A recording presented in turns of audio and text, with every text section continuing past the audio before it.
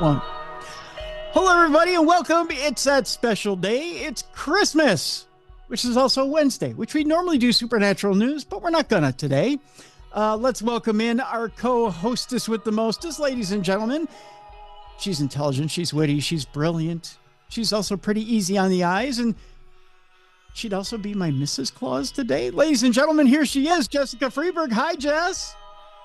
Gosh, I didn't even think about that. You didn't think about what? This jolly old Saint Nick and Mrs. Claus over here. Yeah, see? I mean, I got my little, it'd be my little Santa pimp hat on today. I If you, like it. I have a little hat on my shirt, so I'm yeah, wearing it down there. look at that. That's a Santa, is that a Santa It's lamb? a llama. I'm wearing A a llama. llama sweater that's Oh, all there you go. Christmassy and I can't get much more Christmassy than John Cena's farewell tour. I don't know. It's just my way of saying goodbye to Christmas. I don't know. I don't know. And It's he grand. is in a Christmas movie though. He's in that. Is it Stepdads or what is that one with Oh, that's true. Mike Wahlberg? Yeah. Yeah, yeah, yeah. Or Mark Wahlberg. I said Mark Mike. Wahlberg. Who's Mike Wahlberg? It's his twin brother. Oh, come on. I know Mark Wahlberg. I love him. Yeah, yeah, yeah. It's his twin brother. Yeah, sure, that works. That works. So today, this is kind of how it's going to work. First part of the program, we got some Christmassy type news stuff. Because normally we do supernatural news, so we'll do some little Christmassy newsy stuff, some stuff to kind of make a light and airy type stuff, and then we're going to bring the scary because normally on in old times, in Victorian times, we told kind of scary stories around the fire, didn't we? Yes, I'm excited for that. Yeah, so we're going to do Victorian Christmas stories in the second half of the program. So that's the part I know you all are looking forward to. But Yeah, it's kind of like the Scrooge, right? That's where he came from. yeah, except for we're not going to do the typical a Christmas story, Scrooge Christmas story. Although, and we have a little bit of an offshoot story. I'll tell you, this is the lineup for today. Okay. So there's a Victorian Christmas story out there that's supposed to be absolutely horrifying called Horror: A True Tale. Did that scare you? Mm. I'm so scared right now. Okay, all right. Well, there's also an Arthur Conan Doyle story out there that we'll talk about, and there's also the Doll's Ghost. Ooh, I don't like dolls. That's going to be Oh, creepy. okay. So we'll do that one as well, and time pending, we may have another one out there as well. Um, there's one called Old Hooker's Ghost that we may get into. It's not Is that the not safe for work no, segment? that's not the no, that's not like that. But Not on Jesus's birthday, no, not on Tim. Jesus's Come birthday. on. But yeah, so we'll get into some scary stories today. I'm excited. Yay. Yeah. Merry Christmas. Merry Christmas. So it's just our way of spending the holiday with you, and that way you don't have to sit around and watch football on Netflix. Or Hallmark Christmas movies all day. Yeah, or Hallmark Christmas movies. That's for sure. Yeah. So we'll start it off with a little bit of Christmas news. How does that sound? Sounds good. Let's hear it. All right. The first one has to do with a man that ordered a 4-foot Santa, but when it arrived, it was bigger than his house. Oh, that's bigger than 4 foot. Well, that is a little bit bigger than 4 foot. Are you into the Christmas inflatables? Do you have any inflatables? Well, when my kids were little, we did, but no, Yeah. not anymore. They've all been popped.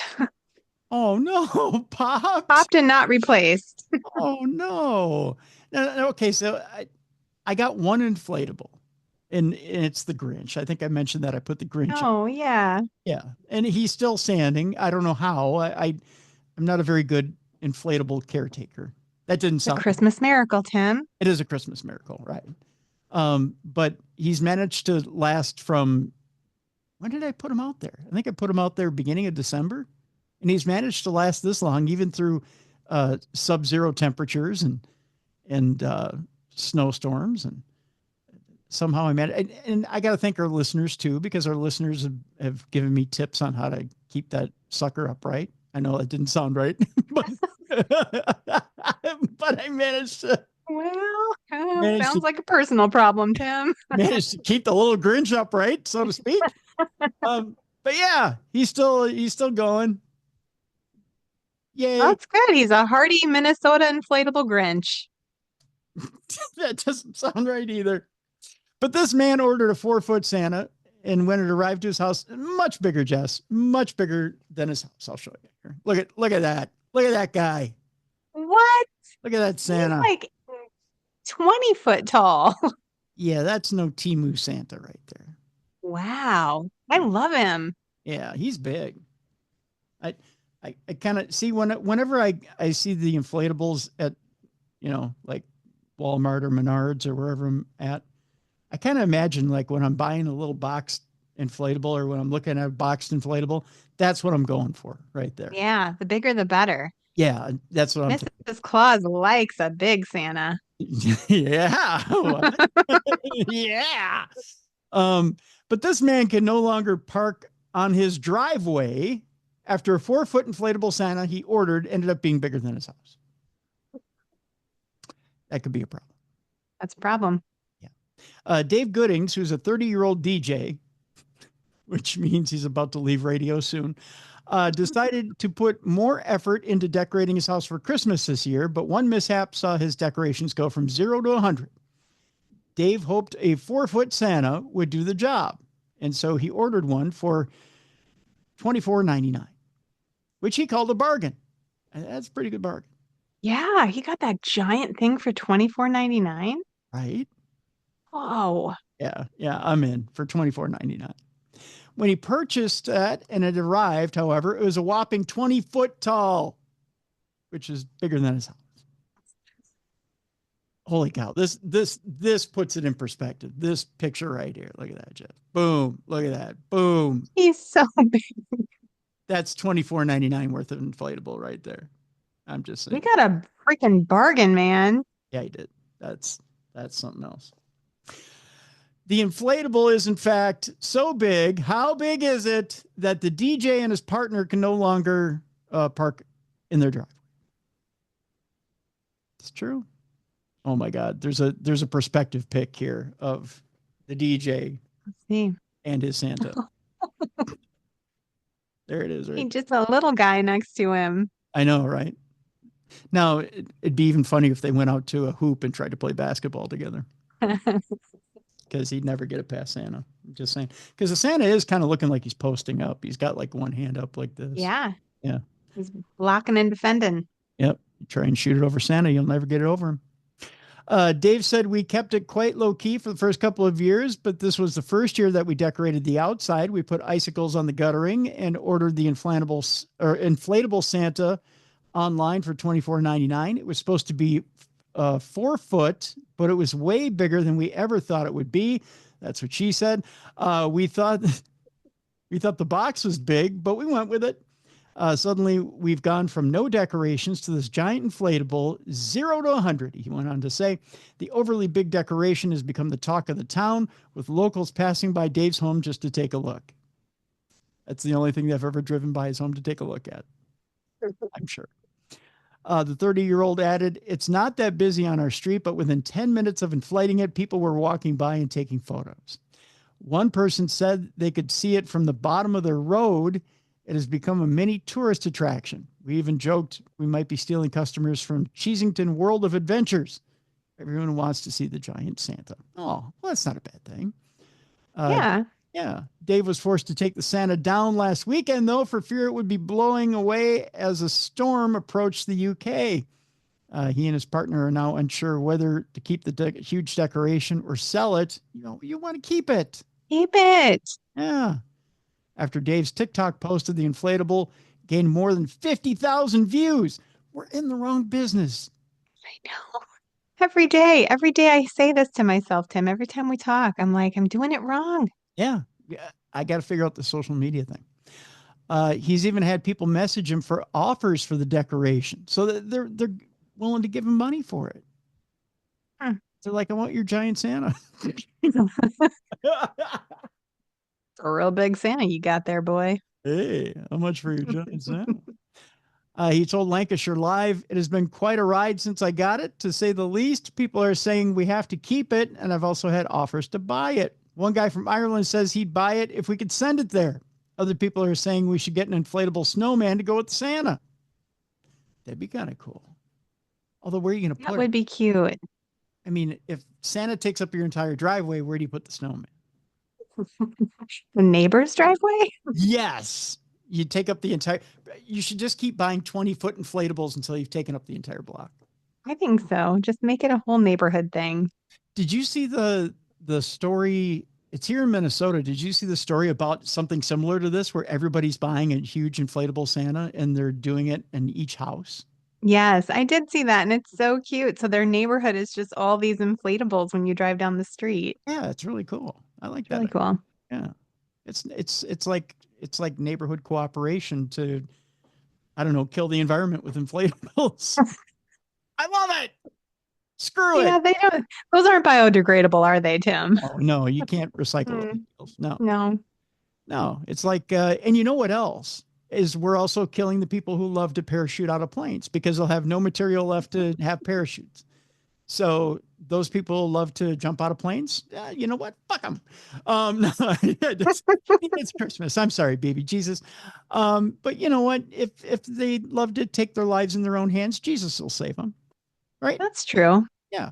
I mean, if they want to jump out of planes, well, you know what? That's how it's going to go. They're going to jump out of planes and they'll have to. Maybe we could use our inflatables to jump out of planes. Like we can have a dual purpose. We can have a giant Santa, and then when Christmas is over, you and I can go and get in a plane and jump out of it and just be like, woohoo! Um, you know what? We'll just let people who like to jump out of planes land on the inflatable Santa, and you and I can stay here on the ground. How does That's that a sound? better idea because I'm actually afraid of heights. So just saying that made me a little So scared. am I. Yeah, so am I. I threw up in my mouth a little bit. So let's you and I stay here on the ground.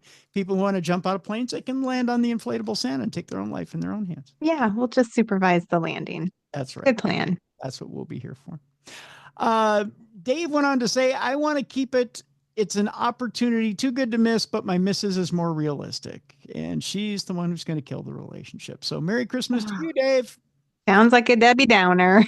Debbie Downer. I say get rid of the wife, keep the Santa. That's just I me. agree. Mrs. Claus concurs.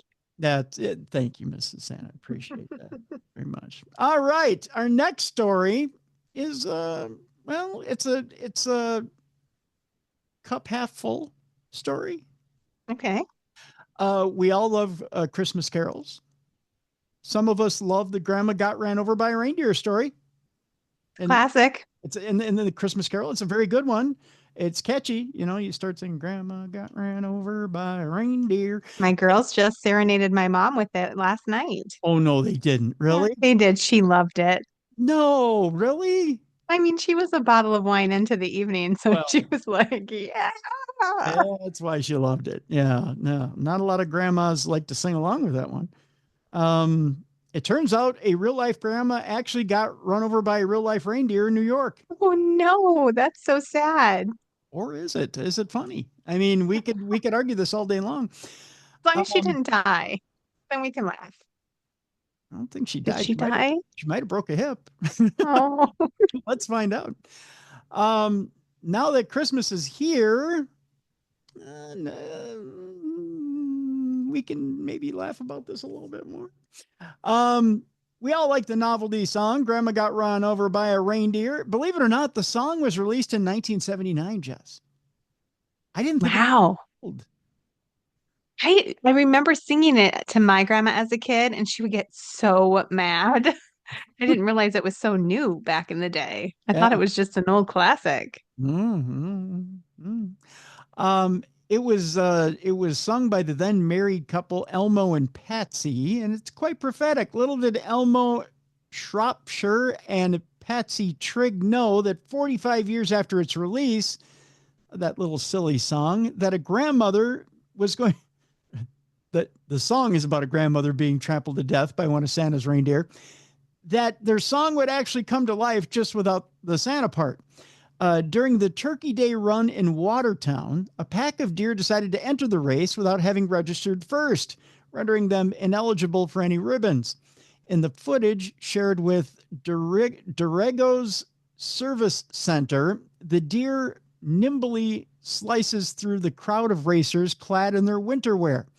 Well, most of the deer were nimble. One of them slammed head-on into a group of 3 women full speed, knocking over 2 of them, including the titular grandmother. That's right. One of the old women got it from one of the deer. The reindeer quickly stood up and fled the scene. One of the trampled women was treated for minor injuries on the scene, while the other one was taken to the hospital via ambulance and treated for minor injuries. No, So, she yeah. got hurt pretty badly then. Oh, yeah. Grandma I did. mean, still minor, but she had to ride in the bus. Yeah. Yeah. She took a bus ride to the hospital. Let's hope no other novelty Christmas songs start coming to life this holiday season either, although Frosty the Snowman would be pretty cool.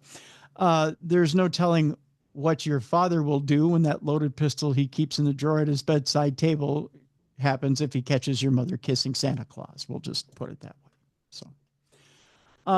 So yeah, I'll tell you what I'm going to do. I'm going to post this in the description of this program so you can see what happens when Grandma gets run over by a real life reindeer.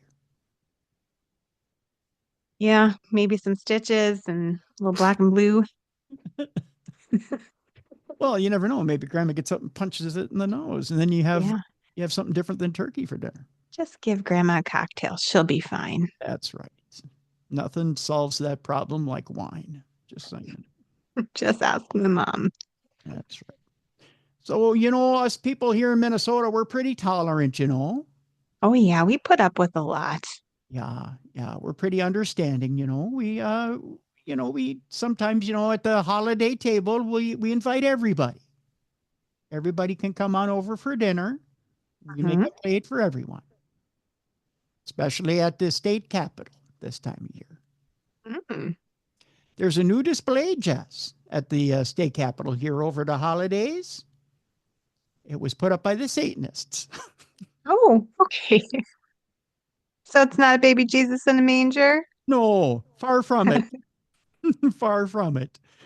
Turns out that the Satanists have a new holiday display. Let me show you what it looks like. This is their holiday display for Christmas. There you go. Oh, That's what well, it looks that's scary. That's terrifying. I'm gonna have nightmares. That's scary. That's terrifying. So it's like some sort of a phoenix, right? Looks like a phoenix rising, doesn't it? Yeah, phoenix-ish. And a pentagram above its head. And then what are the things dangling around it? Are they spiders? Balls? No, I don't know what those Oh. are. I don't know. I'm kidding. Balls? Balls and turkey balls. Oh, turkey balls. Okay. No, I'm kidding. No, I don't know what those are. No, it kind of looks like a dying turkey, phoenix, some sort of thing or another. It's icky. It is. That's one way of putting it. It kind of looks like a dying turkey phoenix, doesn't it? Kind of has that look. The latest holiday display at the Minnesota State Capitol was created by a group of Satanists. Satan. What we know, according to a permit granted by the state, the display was set up last Friday, as a matter of fact, and will remain on display until Friday, December 27th, this coming Friday. Okay. Kind of well, you mean you don't want to discriminate if anyone wants to create a Christmas display? By all means. Oh, bless your heart. That is so Minnesotan. Oh. We got room for the Satanists too, Tim. The display features a phoenix with a sigil of Baphomet's pentagram, which I think Dr. Heather Lynn would disagree that a sigil of Baphomet would not be accurate. We just had her on the program talking about Baphomet. Yes, we did. That wouldn't be accurate. The official symbol of the Church of Satan, and paper cranes hovering above the bird. According to Minnesota Satanists, the display symbolizes rebirth, empowerment, and self-determination. The phoenix represents transformation and rising stronger from adversity, mirroring the poem's call for liberation and personal triumph. The paper cranes, symbols of hope and wishes, reinforce the power of intention and renewal. Together, they inspire viewers to embrace their own strength, manifest their desires, and reclaim their agency. The backstory: the permit for the display was submitted by Cerebus Ministries, the organizational body of the Minnesota Satanists. It appears the state was compelled to grant the permit under the First Amendment. An email from the Minnesota Department of Administration notes that a permit for their First Amendment protected speech event does not imply an endorsement by the state. As a direct quote from the state. Digging deeper, the Minnesota group was formerly aligned with the Satanic Temple. It should be noted that the Satanic Temple is more of a parody organization versus a worshiping body. According to its website, members identify as atheists and don't believe in Satan or other spiritual beings. However, earlier this year, the Minnesota Satanists became an independent satanic organization. On their website, the local group also makes it clear they do not believe in or worship Satan. So there you go. So what's the point? I think they're making a statement. I guess. According to, this is reaction to the satanic display. It says what they're saying. In an email to Fox 9, Minnesota Satanist congregation leader and founder Asmodeus Sion also indicated the Satanists were exercising their First Amendment rights. The statement reads, and this is a quote, "Our goal was representation, bringing joy and beauty to the community, as well as utilizing our First Amendment right. We choose the state capitol because we wanted to utilize a location that allows for religious plurality, as well as equal opportunity and representation is important to our beliefs. We celebrate that as Minnesotans and Americans, we are allowed to have differences of opinion and religious practice as guaranteed by the Constitution. We are glad that multiple viewpoints are covered in this year's Capitol displays." So There you go. they just said Merry Christmas in a different way. Yeah. I mean, Merry Christmas to them too. There you go. So in our next story, do you think you know what an angel looks like? Every time I look in the mirror, Tim. Oh, look at you. See? I'm just kidding. Well, now I'm going to ask you the next question. When you look in the mirror, does it look like this? No, that's an angel? Yeah. Are those eyeballs all over it? Yeah, that's what a biblically correct angel looks like. I didn't know they had so many eyeballs. Yeah. I'm perplexed. I was too when I first read the story. Okay, well, I'm excited to learn what's with all the eyeballs on the angel. Well, it turns out it's scary, it's weird, but more biblically accurate angels are atop some Christians' Christmas trees this year. Okay. I did not think that was a biblically accurate angel. It looks like some sort of a sea monster. It kind of looks like the spaghetti monster, doesn't it? I don't know. I think I might rather put that phoenix on my top of my Christmas tree. Right? The satanic phoenix on top of your tree rather than the biblically accurate angel. Kind of creepy. For those of you who are just listening on audio and not watching the video, what's the best way to describe that thing? It's like a explosion of white, almost like looks like tentacles, right? And then there's eyeballs everywhere. Yeah, it kind of, the best way to describe this is if you can, it's like the combination of a flower or a lily exploding out with tentacles on it. And it's got or a spider. And it's got eyeballs all over the front of it. Yeah, it's freaking bizarre. Well, that's cool. Okay. I'm learning new things today. Yeah. I mean, it's just got a bizarre look to it, right? Yeah. But it evidently is a biblically accurate angel. We go to Nashville, Tennessee, where it was during the pandemic when the Reverend Kira Austin Young and her puppet maker husband, Michael Schupbach, were going a little stir crazy that they came up with the idea. Instead of a star or some stylized humanoid angel to top their Christmas tree, why not create a biblically accurate angel? The result was a pink, blue, and gold feathered creature with 6 wings and dozens of eyes that went a bit viral. Okay. Yeah. Yeah. Okay. I think in particularly the times of the world that we're in where things seem kind of scary and weird, having a scary and weird angel sort of speaks to people, she said. There are a number of different kinds of angels that show up in the Bible, said Austin Young, associate rector of the Episcopal Church of St. Mary, the Virgin in San Francisco. Rector damn near killed her, I'll tell you that much right now. For the most part, we don't get a lot of description of them, but both revelations at the end of the Bible and some of the books of the prophets in the Old Testament describe strange creatures around the throne of God. Some of them have 6 wings with eyes covering the wings, she said. Others have multiple animal heads. I think one of the delightful things about the Bible and the scripture is just kind of how bizarre it can be and just how kind of out there it can be, she went on to say. About 7 in 10 U.S. adults say they believe in angels, according to a poll by the Associated Press and Nork Center for Public Affairs Research conducted last year.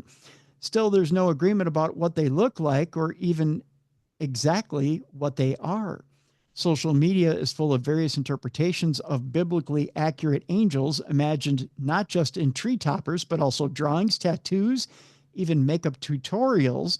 The many-eyed creatures reject traditional portrayals of angels in Western art, where they often look like humans with wings, usually white and often blonde or very fair. Esther Hamori, a professor of Hebrew Bible at Union Theological Seminary, makes a distinction between angels and other supernatural species in the Bible, like seraphim or cherubim. But she says she loves the biblically accurate angel trend, even if it conflates them. It shows that people are thinking about ways in which the Bible contains far stranger things than what's often taught. The author of God's Monsters, Vengeful Spirits, Deadly Angels, Hybrid Creatures, and Divine Hitmen of the Bible wrote in an email. The biblical heavens are filled with weird, frightening creatures and figures.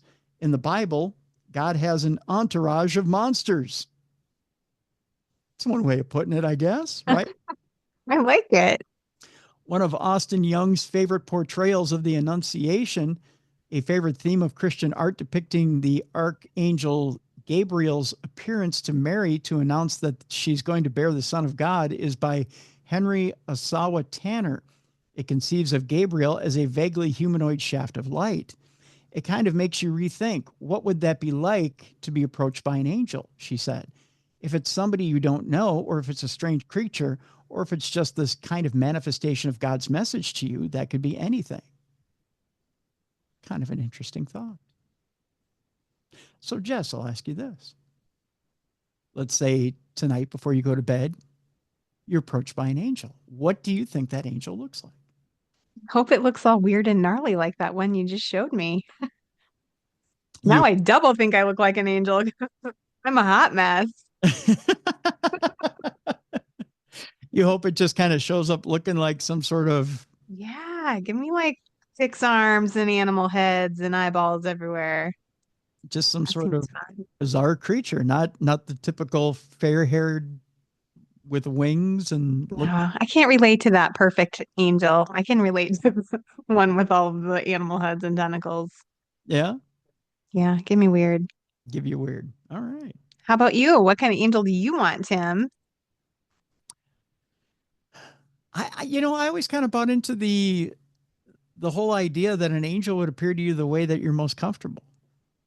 So uh, it may show up looking like that thing that we just saw in the picture, and then all of a sudden you go, "What in the actual?" And then boom, it morphs into something that you're like, "Oh, okay, that's more pleasant." Oh, Yeah, yeah. I can dig it. Yeah, Weird's my favorite, so it has to show up as weird for me. yeah, yeah, it may. Yeah, because you may at first you may be like, "What in the actual?" And see its true form. Yeah, and then if it could just like turn into a chicken leg or something, then I could just eat it. And then it's like, stop biting me. Uh, yeah. Yeah, but I don't know. It probably has to. It probably has to show up at first. You would think it would have to show up at first in its true form, right? It might not be Yeah. thinking at first that it's appearing the way it's appearing, and then it goes, "Oh shit! I gotta, I gotta appear." Right. But if they're like, I think of like that kind of stuff as not really having form. It has form so we can make sense of it. We Right, need form, right, right? They don't have, I don't think God has form or yeah, yeah, spirits really have form. They take form so we can understand that they're there. right. It doesn't think it has to be aesthetically pleasing, and then it remembers it has to be. I always And think that it doesn't assume it has to be, and then it just yeah, form. Yeah. just tries to make sense to it. My angel should be a cheesecake. I think I'm hungry. I think you are too. Yeah. Yeah. I think we're getting dangerously close to dinner That's a time. bucket of chicken and cheesecake. So that can be my angel. Wow. It's never going to survive that first wish. It's, No, I'm no. gonna eat it. Yeah. I think so. Yeah. Angels, you're in trouble. You're in so much trouble when you appear in front of Jess. Mine's probably going to show up looking like a porn star. I'm saying it's in real trouble when it shows up in front of me. Just saying. Ah. Yeah. Speaking of showing up looking like a model, there is a huge Jesus model boom out there. Oh, Remember yesterday I showed you a picture and you thought it was wrestling Jesus? yeah. You weren't too far off from the truth. So now there are models who look like Jesus. Like that's the new it thing. That's Like the new, Jesus modeling Calvin Klein underwear. you're not far off from the truth. There are Christ lookalikes out there making $200 an hour for posing for holiday cards. Oh, that's a great idea. Isn't it though? Take a look, Yeah, brilliant. take a look at this guy. This guy's making two hondo an hour. Oh, wow. Jesus, look at you. Look at that guy. $200 an hour for posing like that. I'm about to show you some pictures of some guys that you're going to be like, no effing way. Uh, Jesus saves, but his lookalikes are earning mountains of cash. Models who bear a strong resemblance to the Son of God are in an increasing demand, with Christians hiring them to pose for family portraits, wedding announcements, Christmas cards, and anything else that requires a divine presence. That, according to the Wall Street Journal, long hair and beards might seem undesirable in most workplaces, but they're mandatory in this unexpectedly booming industry where the divine doppelgangers can earn up to $200 an hour. Now, Jess, I'm going to show you this Jesus who's struck a yoga pose. Look at this guy. Oh, Jesus, look at you. Jesus has a six pack. He does, doesn't he? Now, you wouldn't think you would get that on figs and other type Mideastern food, but take a look at that guy, huh? Jesus is ripped. He is, isn't he? That's Yeah. you don't get that on yoga alone. I'm just saying. How is he balancing in that tree? That's amazing in so many ways. That is, isn't it? That is That's balance akin to walking on water. a little bit. Bob Sagers, who stands in at 6'5". I don't think the real Jesus was that big. With a beard and shoulder length mane, now models as the Messiah after being scouted at an indie music festival in Salt Lake City, Utah. Takes all kinds, I guess. He says, I make for a pretty tall Jesus, said Sagers, who's been posting as the religious figure for 4 years. But becoming the Savior isn't as simple as having a beard or the athletic body of Christ. Oftentimes, the models must don Jesus's robes and tote his staff as well as embody Christian characteristics. Jai Knighton, a professional model who's appeared as Jesus in various family portrait shoots. Can you imagine? Come on, kids. We're just going to have a little family picture taken with Jesus. I can't wrap my head around that. I can't. Come on, kids, gather around. It's just us and Gather around this Jesus in a loincloth who's all ripped. This is mommy's version of Jesus. it's okay. Jesus is glistening, but don't pay attention. It's okay. recalled one client telling him to be the most Christ-like person you can be, or people will be able to tell through the photos that it's not real. Oh. Oh, so you have to gather around the family, but be Christ-like. So you can't Good luck. You can't seductively just grab mom while the rest of the family is. Well, then what's the point? I don't need that model at my family picture. Never mind. Meanwhile, lookalike Terry Holker's Methodist modeling was so convincing that a passerby seemingly thought he was the real deal. Okay, wait a minute. So, One too many cups of eggnog, Tim. right. So Christ magically comes back to earth and you're the first one to see him. Yeah. That makes sense. At that moment, I'm pulling a holy shit and I'm getting my affairs in order. If I'm the first one to see him. I'm like, have I been naughty or nice? Which one? Jesus, you're back and I see you. I'm done at that point. At that point, I start placing my bets for the Vikings to win the Super Bowl.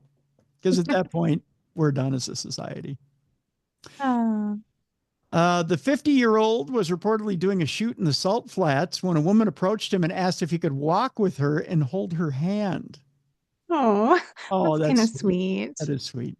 When Holker informed her he wasn't the real Jesus, she replied that she'd been looking for a sign of the Lord when driving by, and when she saw him. Oh, I love that.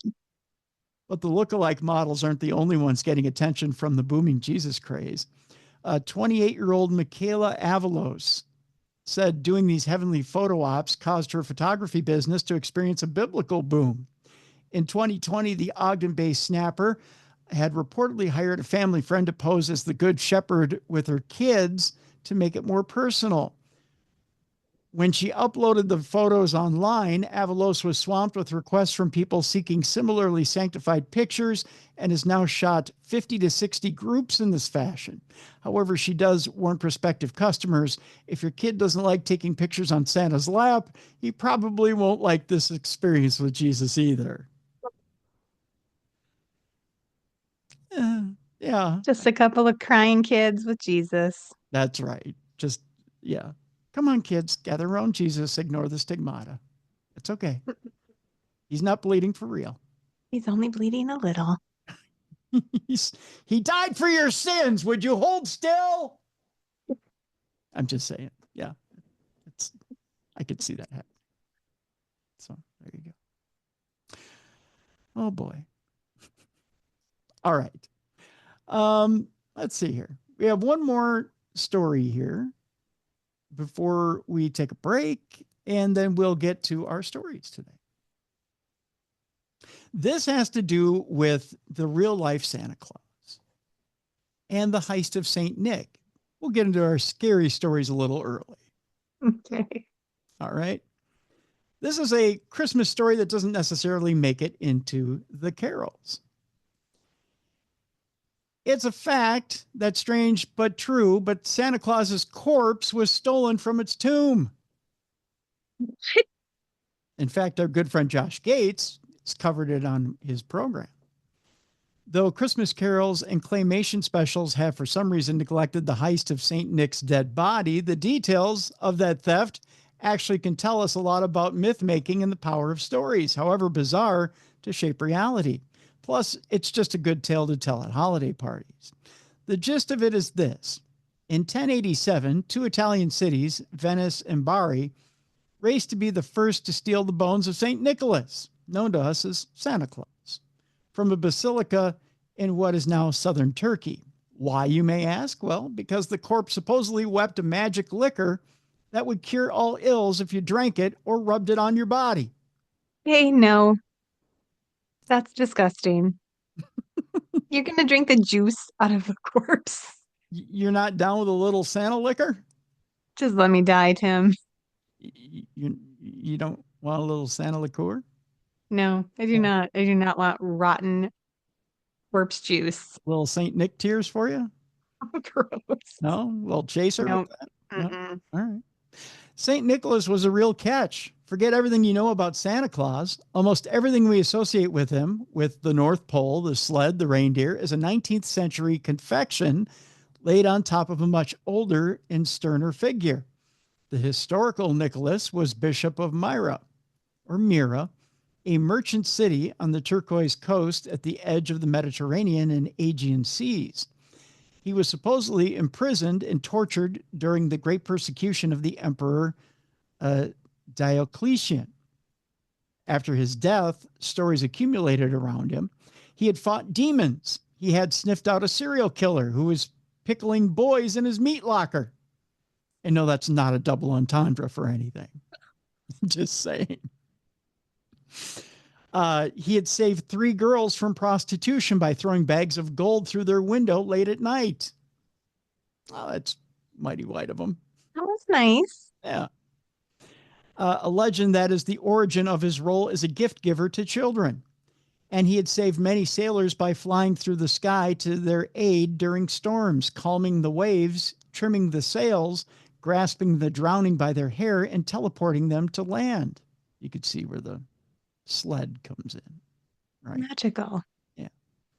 For Venice and Bari, coastal cities on the eastern side of the boot in the north and south, respectively, and dependent on merchant ships arriving and departing from all over the known world, it would be invaluable to have a shrine devoted to St. Nicholas, the patron saint of sailors.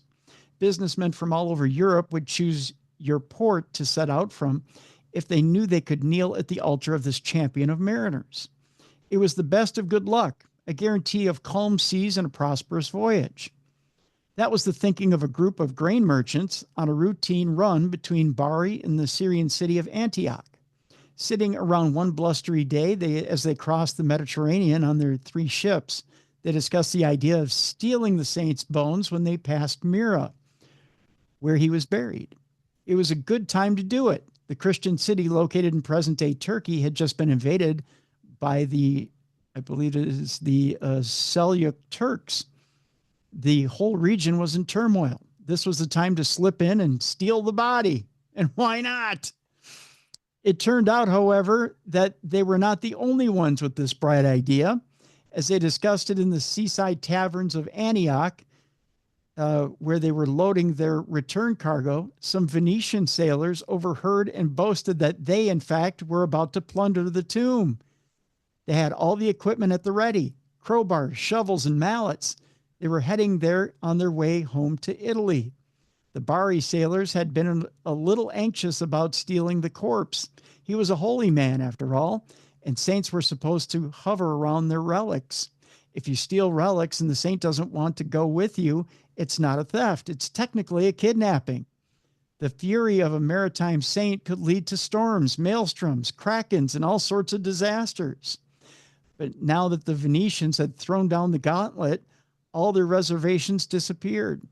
Venice and Bari are great economic rivals, and Venice had been getting the upper hand with sweet trade deals and a powerful navy. Bari, the scrappy underdog, was determined to get its own back. So the 3 Bari's grain ships set out for Myra immediately, hoping to steal the body before the Venetians knew what was happening. It must have been an eerie sight when they anchored at Myra. Turkish and Turkmen raiders had swept down out of the mountains a couple of years before. The city itself was now deserted, all of its population huddled in a fortress up on a nearby hill, surrounded by the tombs of their ancestors. They were probably paying tribute to the Turks, some kind of protection money, but the truce was uneasy, and they rarely ventured out of the fortress. This meant, however, that only 4 monks guarded the tomb of St. Nicholas. Down in the city, carrying on in their ancient duties, filling decorative glass vials with the ooze that drizzled from his corpse. Growing up. It's so disgusting. Magic tears. Yeah. Mm. Cautiously, the Bari sailors assembled a task force of 47 who would march on the church, armed with swords for protection and sledgehammers for breaking into the tomb. A skeleton crew of 20 odd would stay behind and guard the 3 ships in case the Turks noticed them and got hostile. The Turks, according to one source, also worshipped at the tomb of Nicholas. They had been Islamized for only a few decades and apparently felt that a holy man was a holy man, regardless of his precise sect. For both Christians and the newly converted Turkish Muslims in the period, there was almost a shamanic magical property to the holy dead that went far beyond doctrine. When the Burese thieves reached the walled compound that included the Nicholas Church and its abandoned monastery, they posted guards to watch the crossroads and make sure no one was coming to stop them. When the sailors went into the church, the four guardians assumed they were pilgrims, stopping off in the middle of a trade route to ask for a prosperous voyage and buy a vial of the Nick liquor. Nick liquor. Oh, Nick Liquor. Yeah, you liquor, Nick. You brought her. After all, there were a couple of priests with them. It seemed likely enough that they were on a pilgrimage. It only took a few minutes, however, before the sailors' questions about where the body was stashed started to seem a little too pointed. Oh, here we go. Suspicious, one of the guardians demanded, "Why do you ask all these questions? Can it be that you want to take the body? Don't you know that we cannot possibly agree to such a thing? In fact, we would rather die than permit him to be taken." Oh, uh-oh. The fight is on. At first, the Bari crew tried lies. They claimed they'd actually been sent by the Pope to seize the body. And they tried bribery, 100 gold pieces for the bones. The guardians were horrified. St. Nicholas's body had lain under the floor of their church for 700 years. It defined the city of Myra. They weren't about to give up. So the thieves decided it was time to use force. This was a big step. They were in a holy place. They were worried about curses. Nonetheless, they grabbed the four guardians and tied them up.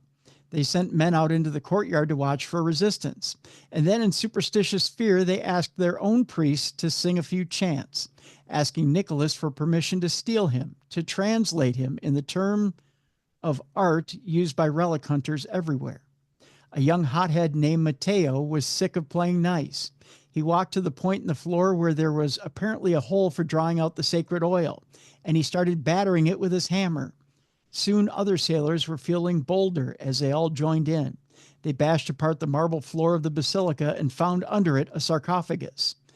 There is some possibility that Nicholas's sarcophagus survives to this day with holes drilled in its scalloped lid to draw the oil out, and tellingly to pour holy oil in it.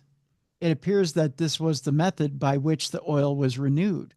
The guardians of the body were pressing their own olive oil in the compound, infusing it with local myrrh, and pouring it through a siphon into the sarcophagus, where it would be irradiated with or by the holiness of the sacred bones, and then could be packaged for resale. Matteo smashed the lid of the sarcophagus.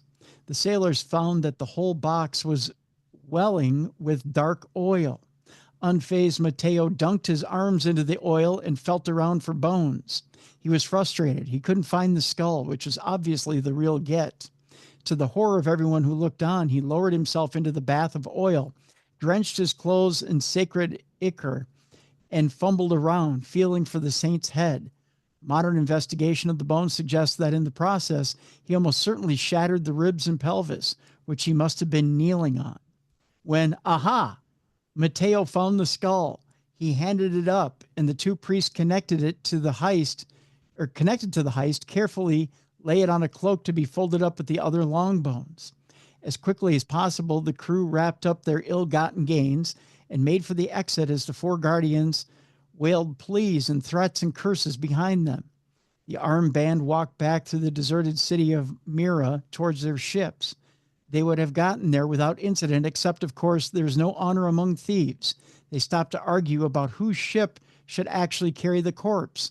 While they argued, one of the guardians somehow made his way up to the fortress where the Christian population of Myra hid and sounded alarms. The people of Myra had suffered enough. Their city had been overrun. They'd been locked up in the fortress for a year, maybe longer, paying tribute so they could at least go out in the day to tend their fields or whatever livestock was left.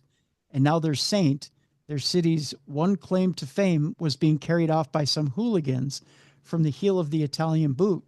They poured out of their fortress and charged down through the streets of the city, screaming in rage. At this, the Bari sailors picked up the pace, trotting out towards their ship. which were pulled up on shore to the south of the city. The bones, wrapped in a bundle like Santa Claus's bag of toys, slapped up and down on the back of the priest who carried them, drizzling grease down his back. Ew, that saint Oh, going down his back. you know how bad that would smell? That guy that like went in with the corpse and he was like swimming in it. Oh, it's like a Ew. horror movie, Tim. I know. That's fun. The townspeople reached the ships too late. The crew had already scampered aboard. The people of Mira demanded the bones back. They wailed in sorrow that their city saint was about to sail away to foreign lands. Some even cursed Nicholas himself, the father of the city, for abandoning his children. But nothing would persuade the thieves. They pushed off and started to row toward open waters. Men and women plunged into the sea behind them, grabbing at the ship's oars. Back on shore, they found one of the holy guardians and blamed him for letting the Italians snatch the saint. They began to beat him to death on the shore. But the ships were getting farther away. The Bari sailors were almost mocking as they pulled away from Mira. They would not have an easy voyage home. Some of the sailors themselves would steal joints and fragments of the saint, a transgression that, as they believe, caused them to suffer through storms and almost capsize. But the saint was theirs. They drove a hard bargain when they got home to Bari. All of them were to get a cut of the pilgrim income from those who came to pray to the saint. This is one of the reasons we know about this heist.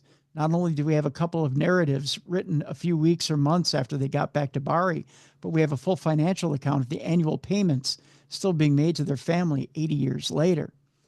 Bari's bid for pilgrim traffic worked. A decade after the heist in the mid-1090s, the Emperor of Byzantium, frustrated at the Turkish invasion of his lands to the east, including the region around Mira, asked the kings of Western Europe to send armies to assist him in pushing back the Seljuk Turks. The barbarian monarchs of the West sent hordes east, a counter-invasion we call the First Crusade. It was the beginning of 2 centuries of senseless bloodshed in the Middle East that forever tainted Muslim-Christian relations, a series of disastrous massacres and incompetent defeats that still swells the hearts of contemporary white supremacists with pride. And many of the expeditions set out from Bari, where the soldiers could pray to Nicholas for calm seas and a prosperous voyage. The city thrived as invasion forces supplied them at the merchant stalls of the port of St. Nicholas and set forth on their mission of destruction. And what about the Venetians, the city's great rivals? What happened when they got to Mira and demanded the bones? Well, that's a story for another Christmas. And there you go. That was quite a story, Tim. It was really nasty. The story of St. Nicholas's bones. Yeah. All Good right. history lesson. Good history lesson. So when we come back, we'll get into some Victorian Christmas stories. And we'll tell you, first off, about Horror, a True Tale. Victorian Christmas story when we get back. Right here on the best in paranormal podcasting. This is a Victorian Christmas on Darkness Radio.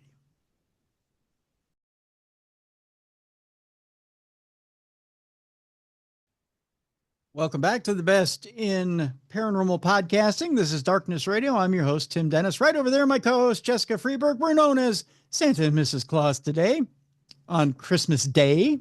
Hope you're having a good Christmas. Ho, ho. Ho, ho, ho. Hope you're having a wonderful Christmas today. So tradition, Jess, on Christmas, or traditional Victorian Christmas, is that we tell a ghost story, right? Or 2 or 3 or more on Christmas.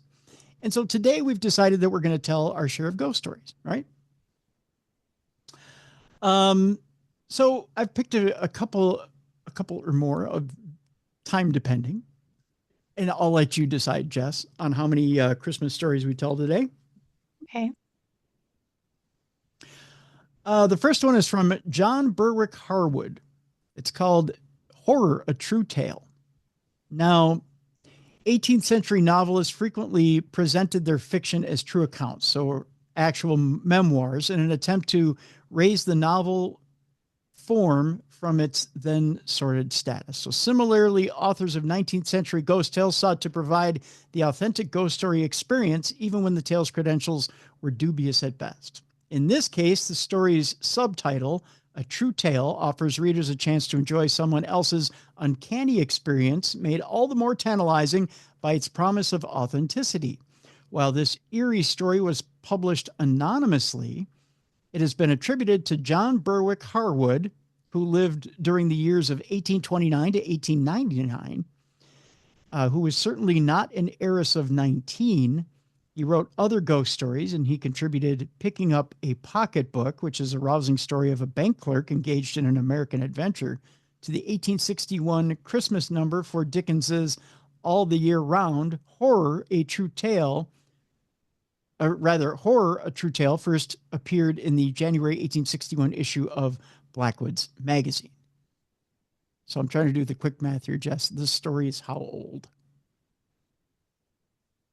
I don't number, Tim, so I cannot help you with that. You don't number? No. Well, by gosh, it's got to be, okay, so it's 160 years old? That sounds right. Yeah, 160, It's old. 170 years old. It's pretty old. Put it that way. All right. All right, so here goes. I was but 19 years of age when the incident occurred, which has thrown a shadow over my life. And ah me, how many and many a weary year has dragged by since then. Young, happy, and beloved I was in those long departed days. They said I was beautiful. The mirror now reflects a haggard old woman with ashen lips and face of deadly pallor. But do not fancy that you are listening to a mere puling lament. It is not the flight of years that has brought me to be this wreck of my former self. Had it been so, I could have borne this or the loss cheerfully, patiently, as the common lot of all. But it was no natural progress of decay which has robbed me of the bloom, of youth, of the hopes and joys that belong to youth, snapped the link that bound my heart to another's, and doomed me to a lone old age. I try to be patient, but my cross has been heavy, and my heart is empty and weary, and I long for the death that comes so slowly to those who pray to die. Well, pretty cheery so far. Very depressing, actually. Yeah, well, it gets better. Carry on. I will try and relate exactly as it happened, the event which blighted my life. Though it occurred many years ago, there is no fear that I should have forgotten any of the minutest circumstances. They were stamped on my brain too clearly and burningly, like the brand of a red-hot iron. I see them written in the wrinkles of my brow, in the dead whiteness of my hair, which was a glossy brown once, and has known no gradual change from dark to gray, from gray to white, as with those happy ones who were the companions of my girlhood, and whose honored age is soothed by the love of children and grandchildren. But I must not envy them. I only meant to say that the difficulty of my task has no connection with want of memory. I remember but too well. But as I take the pen, my hand trembles, my head swims. The old rushing faintness and horror comes over me again. And the well-remembered fear is upon me. Yet I will go on. This briefly is my story. I was a great heiress, I believe, though I cared little for the fact, but so it was. My father had great possessions, and no son to inherit after him. His 3 daughters, of whom I was the youngest, were to share the broad acres among them. I have said and truly that I cared little for this circumstance, and indeed I was so rich then in health and youth and love that I felt myself quite indifferent to all else. The possession of all the treasures of earth could never have made up for what I had then, and lost, as I am about to relate. Of course, we girls knew that we were heiresses, but I do not think Lucy and Minnie were any the prouder or the happier on that account. I know I was not. Reginald did not court me for any money. Of that I felt assured. He proved it, heaven be praised, when he shrank from my side after the change. Yes, in all my lonely age, I can still be thankful that he did not keep his word, as some would have done. did not clasp at the altar a hand he had learned to loathe and shudder at, because it was full of gold, much gold. At least he spared me that. And I know that I was loved, and the knowledge he has kept me from going mad through many a weary day and restless night, when my hot eyeballs had not a tear to shed, and even to weep was a luxury denied me. Our house was an old Tudor mansion. My father was very particular in keeping the smallest peculiarities of his home unaltered. Thus the many peaks and gables, the numerous turrets, and the mullioned windows with their quaint lozenge panes set in lead remained very nearly as they had been 3 centuries back. Over and above the quaint melancholy of our dwelling, with the deep woods of its park in the sullen waters of the mere, our neighborhood was thinly peopled and primitive, and the people around us were ignorant and tenacious of ancient ideas and traditions. Thus it was a superstitious atmosphere that we children were reared in, and we heard from our infancy countless tales of horror, some mere fables doubtless, others legends of dark deeds of the olden times, exaggerated by credulity and the love of the marvelous. Our mother had died when we were young, and our other parent being, though a kind father, much absorbed in affairs of various kinds. As an active magistrate and landlord, there was no one to check on the unwholesome stream of tradition which our plastic minds were inundated in the company of nurses and servants. As years went on, however, the old ghostly tales partially lost their effects, and our undisciplined minds were turned more towards balls, dress, and partners, and other matters airy and trivial, more welcome to our riper age. It was at a country assembly that Reginald and I first met and loved. Yes, I am sure that he loved me with all his heart. It was not as deep a heart as some. I have thought in my grief and anger, but I never doubted its truth and honesty. Reginald's father and mine approved of our growing attachment. And as for myself, I know I was happy then that I looked back upon those fleeting moments as on some delicious dream. I now come to the change. I have lingered on my childish reminiscence, my bright and happy youth, and now I must tell the rest, the blight and the sorrow. It was Christmas, always a joyful and hospitable time in the country, especially in such an old hall as our home, where quaint customs and frolics were much clung to, as part and parcel of the very dwelling itself. The hall was full of guests, so full, indeed, that there was great difficulty in providing sleeping accommodation for all. Several narrow and dark chambers in the turrets, mere pigeonholes, as we were irreverently called what had been thought good enough for the stately gentlemen of Elizabeth's reign, were now allotted to bachelor visitors, after having been empty for a century. At the spare rooms in the body and wings of the hall were occupied, of course, and the servants who had been brought down were lodged at the farm and at the keeper's, so great was the demand for space. At last, the unexpected arrival of an elderly relative, who had been asked months before but scarcely expected, caused great commotion. My aunts went about wringing their hands distractedly. Lady Speldhurst was a personage of some consequence. She was a distant cousin, and had been for years on cool terms with all of us, on account of some fancied affront or slight which she had paid her last visit, about the time of my christening. She was 70 years old. She was infirm, rich, and testy. Moreover, she was my godmother, though I had forgotten the fact. But it seems that though I had formed no expectations of a legacy in my favor, my aunts had done so for me. Aunt Margaret was especially eloquent on the subject. "There isn't a room left," she said. "Was everything so unfortunate? We cannot put Lady Speldhurst into the turrets, and yet where is she to sleep? And Rose's godmother, too. Poor dear child, how dreadful. After all these years of estrangement, and with 100,000 in funds, and no comfortable warm room at her own unlimited disposal, and Christmas, of all times of the year. What was to be done?" My aunts could not resign their own chambers to Lady Speldhurst because they had already given them up to some of the married guests.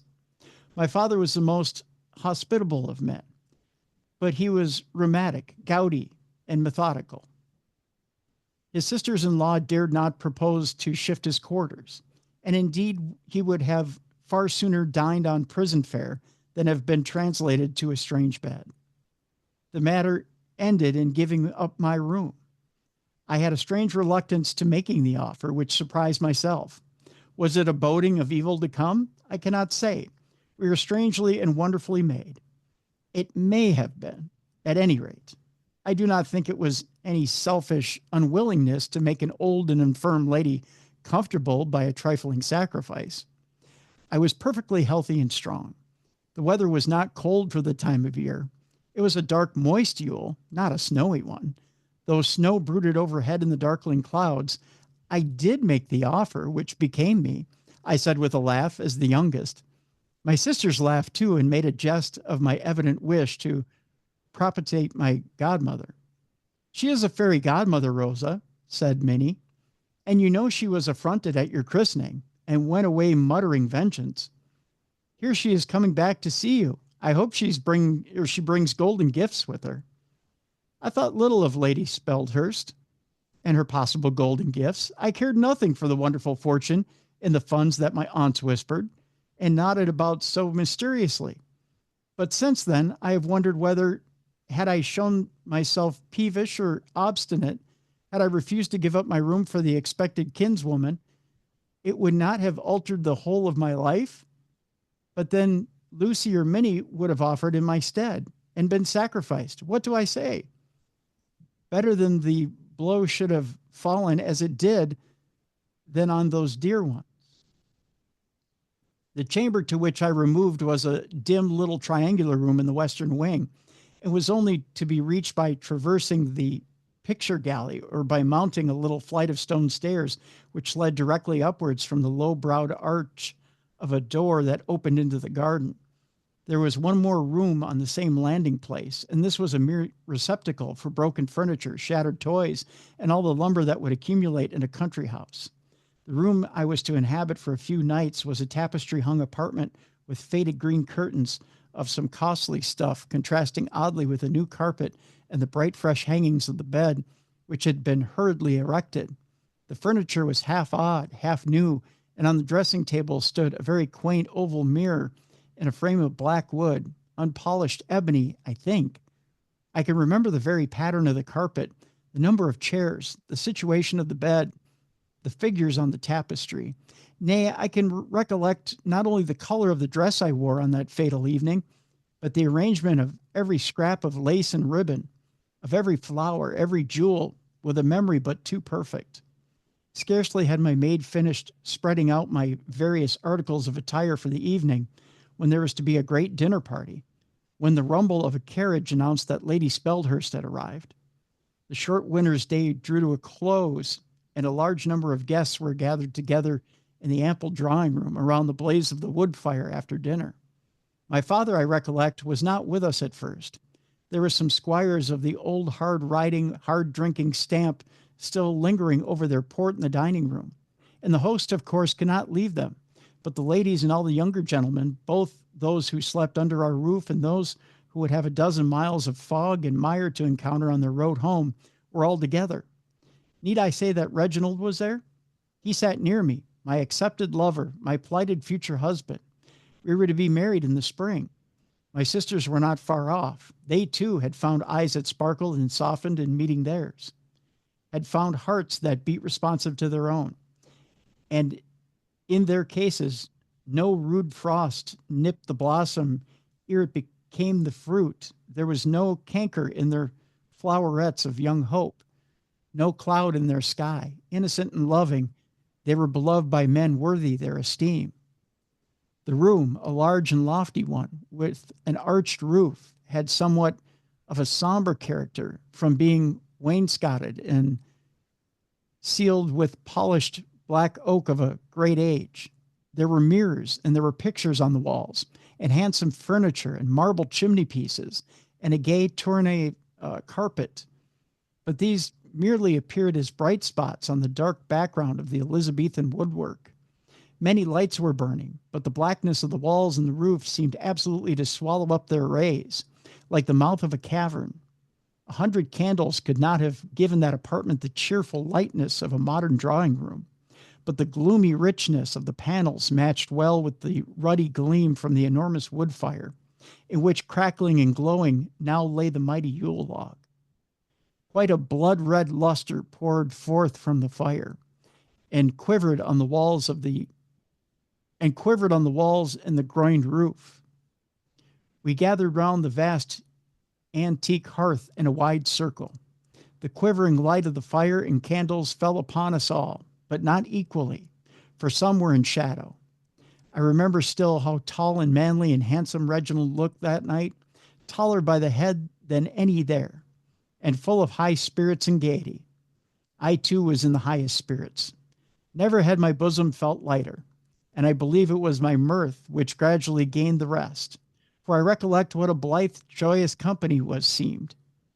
All save one, Lady Speldhurst, dressed in gray silk and wearing a quaint headdress, sat in her armchair, fancying the fire, very silent, with her hands and her sharp chin propped on a sort of ivory-handled crutch that she walked with, for she was lame, peering at me with half-shut eyes.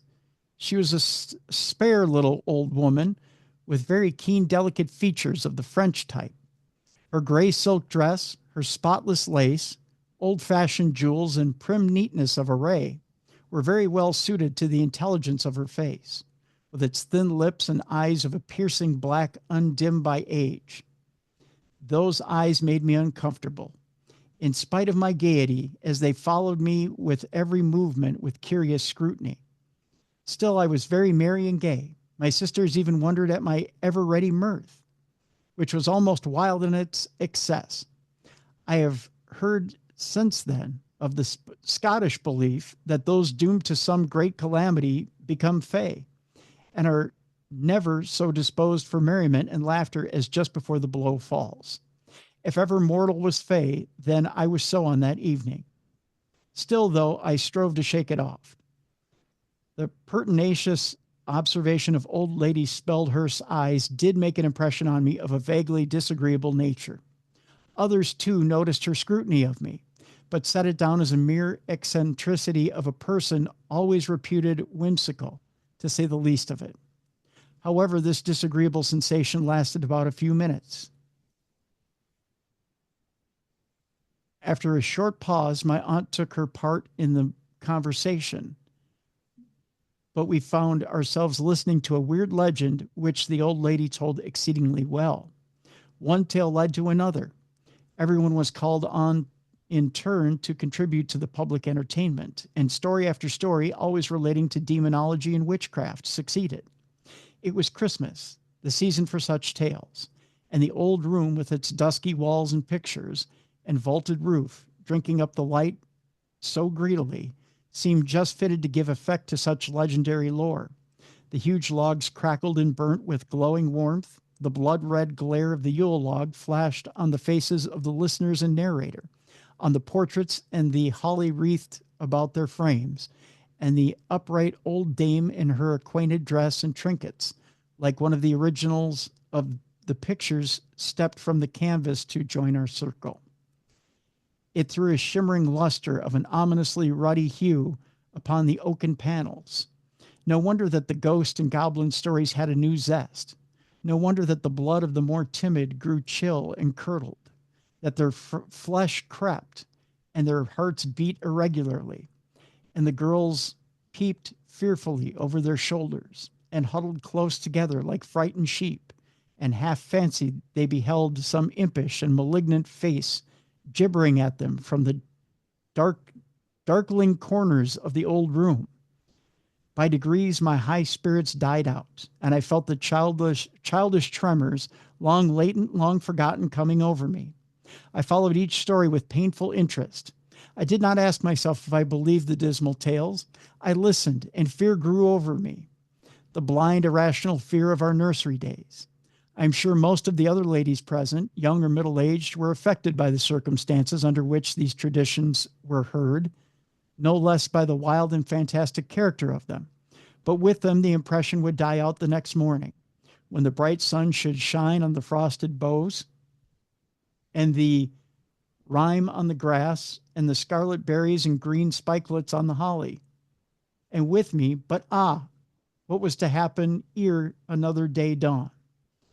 Before we had made an end of this talk, my father and the other squires came in, and we ceased our ghost stories, ashamed to speak of such matters before these newcomers, hard-headed, unimaginative men who had no sympathy with idle legends.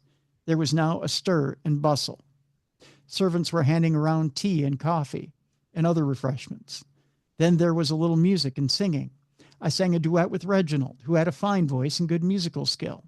I remember that my singing was much praised, and indeed I was surprised at the power and pathos of my own voice, doubtless due to my excited nerves and mind. Then I heard someone say to another that I was by far the cleverest of the squire's daughters, as well as the prettiest. It did not make me vain. I had no rivalry with Lucy and Minnie, but Reginald whispered some soft, fond words in my ear a little before he mounted his horse to set off homewards, which did make me happy and proud. And to think that the next time we met, but I forgave him long ago. Poor Reginald. And now shawls and cloaks were in request, and carriages rolled up to the porch, and the guests gradually departed. At last, no one was left but those visitors staying in the house. Then my father, who had been called out to speak with the bailiff of the estate, came back with a look of annoyance on his face. "A strange story I've just been told," said he. "Here has been my bailiff to inform me of the loss of 4 of the choicest ewes out of that little flock of Southdowns I set such store by, and which arrived in the north but 2 months since. And the poor creatures have been destroyed in so strange a manner, for their carcasses are horribly mangled." Most of us uttered some expression of pity or surprise, and some suggested that a vicious dog was probably the culprit. "It would seem so," said my father. "It certainly seems the work of a dog. And yet all the men agree that no dog of such habits exists near us, where indeed dogs are scarce, excepting the shepherd's collies and the sporting dogs secured in yards. Yet the sheep are gnawed and bitten, for they show the marks of teeth. Something has done this and has torn the bodies wolfishly. But apparently it has been only to suck the blood, for little or no flesh is gone." "How strange!" cried several voices. Then some of the gentlemen remembered to have heard of cases when dogs addicted to sheep killing had destroyed whole flocks, as if in sheer wantonness, scarcely deigning to taste a morsel of each slain wether. My father shook his head. "I have heard of such cases too," he said, "but in this instance I am tempted to think of the malice of some unknown enemy has been at work. The teeth of a dog have been busy, no doubt, but the poor sheep have been mutilated in a fantastic manner, as strange as horrible. Their hearts, in especial, have been torn out and left at some paces off, half gnawed. Also, the men persist that they found the print of a naked human foot in the soft mud of the ditch, and near it, this." And he held up what seemed to be a broken link of a rusted iron chain. Many were the ejaculations of wonder and alarm, and many and shrewd the conjectures, but none seemed exactly to suit the bearings of the case. And when my father went on to say that the 2 lambs of the same valuable breed had perished in the same singular manner 3 days previously, and that they were also found mangled and gore-stained, the amazement reached a higher pitch. Old Lady Speldhurst listened with calm, intelligent attention, but joined in none of our exclamations.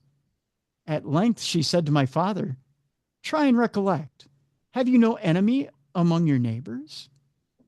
My father started and knit his brows. "No one that I know of," he replied, and indeed he was a popular man and a kind landlord. "The more lucky you," said the old dame, with one of her grim smiles. It was now late and we retired to rest before long. One by one, the guests dropped off. I was the member of the family selected to escort old lady Speldhurst to her room, the room I had vacated to her favor. I did not much like the office. I felt a remarkable repugnance to my godmother, but my worthy aunts insisted so much that I should ingratiate myself with one who had so much to leave, that I could not but comply. The visitor hobbled up to the broken oaken stairs actively enough, propped up on my arm and her ivory crutch. The room never had looked more genial and pretty, with its brisk fire, modern furniture, and gay French paper on the walls. A nice room, my dear, and I ought to be much obliged to you for it, since my maid tells me it's yours, said her ladyship. But I am pretty sure you repent your generosity to me after all those ghost stories and tremble to think of a strange bed and chamber, eh? I made some commonplace reply. The old lady arched her eyebrows. Where have they put you, child? She asked. In some cock loft of the turrets, eh? Or in a lumber room? A regular ghost trap? I can hear your heart beating with fear this moment. You are not fit to be alone. I tried to call up my pride and laugh off the accusation against my courage, all the more, perhaps because I felt its truth. Do you want anything more that I can get you, Lady Speldhurst? I asked, trying to feign a yawn of sleepiness. The old dame's keen eyes were upon me. I rather like you, my dear, she said, and I liked your mamma well enough before she treated me so shamefully about the christening dinner. Now I know you are frightened and fearful, and if an owl should but flap your window tonight, it might drive you into fits. There's a nice little sofa bed in this dressing closet. Call your maid to arrange it for you, and you can sleep there, snugly, under the old witch's protection. And then no goblin dare harm you, and nobody will be a bit the wiser, or quiz you for being afraid. How little I knew what hung in the balance of my refusal or acceptance of that trivial proffer. Had the veil of the future been lifted for one instant, but that veil is impenetrable to our gaze. Yet perhaps she had a glimpse of the dim vista beyond, she who made the offer, for when I declined with an affected laugh, she said in a thoughtful, half-abstracted manner, well, well, we must all take our own way through life. Good night, child. Pleasant dreams. And I softly closed the door. As I did so, she looked around at me rapidly with a glance I've never forgotten, half malicious, half sad, as if she had divined the yawning gulf that was to devour my young hopes. It may have been more eccentricity, the odd fantasy of a crooked mind, the whimsical conduct of a cynical person, triumphant in the power of an affrightening youth and beauty. Or, I have since thought, it may have been that the singular guest possessed some such gift as the Highland second sight, a gift vague, sad, and useless to the possessor, but such sufficient to convey a dim sense of coming evil and boding doom.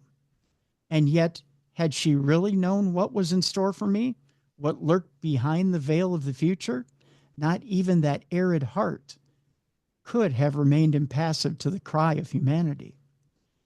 She must have snatched me back, even from the edge of the black pit of misery. But doubtless she had not the power. Doubtless she had but a shadowy presentiment, at any rate, of some harm to happen, and could not see, save darkly, into the viewless void where the wisest stumble. I left her door. As I crossed the landing, a bright gleam came from another room, whose door was left ajar. It, the light, fell like a bar of golden sheen across my path. As I approached, the door opened, and my sister Lucy, who had been watching for me, came out. She was already in a white cashmere wrapper, over which her loosened hair hung darkly and heavily like tangles of silk. Rosa, love, she whispered, Minnie and I can't bear the idea of your sleeping out there, all alone, in that solitary room. The very room, too, Nurse Sherrard used to talk about. So, as you know, Minnie has given up her room and come to sleep in mine. Still, we should wish you to stop with us tonight at any rate, and I could make up a bed on the sofa for you, for myself or you. And I stopped Lucy's mouth with a kiss. I declined her offer. I would not listen to it. In fact, my pride was up in arms, and I felt I would rather pass the night in the church yard myself or itself than accept a proposal dictated. I felt sure by the notion that my nerves were shaken by the ghostly lore we had been raking up that I was a weak, superstitious creature, unable to pass a night in a strange chamber. So I would not listen to Lucy, but kissed her, bade her good night, and went on my way laughing to show my light heart.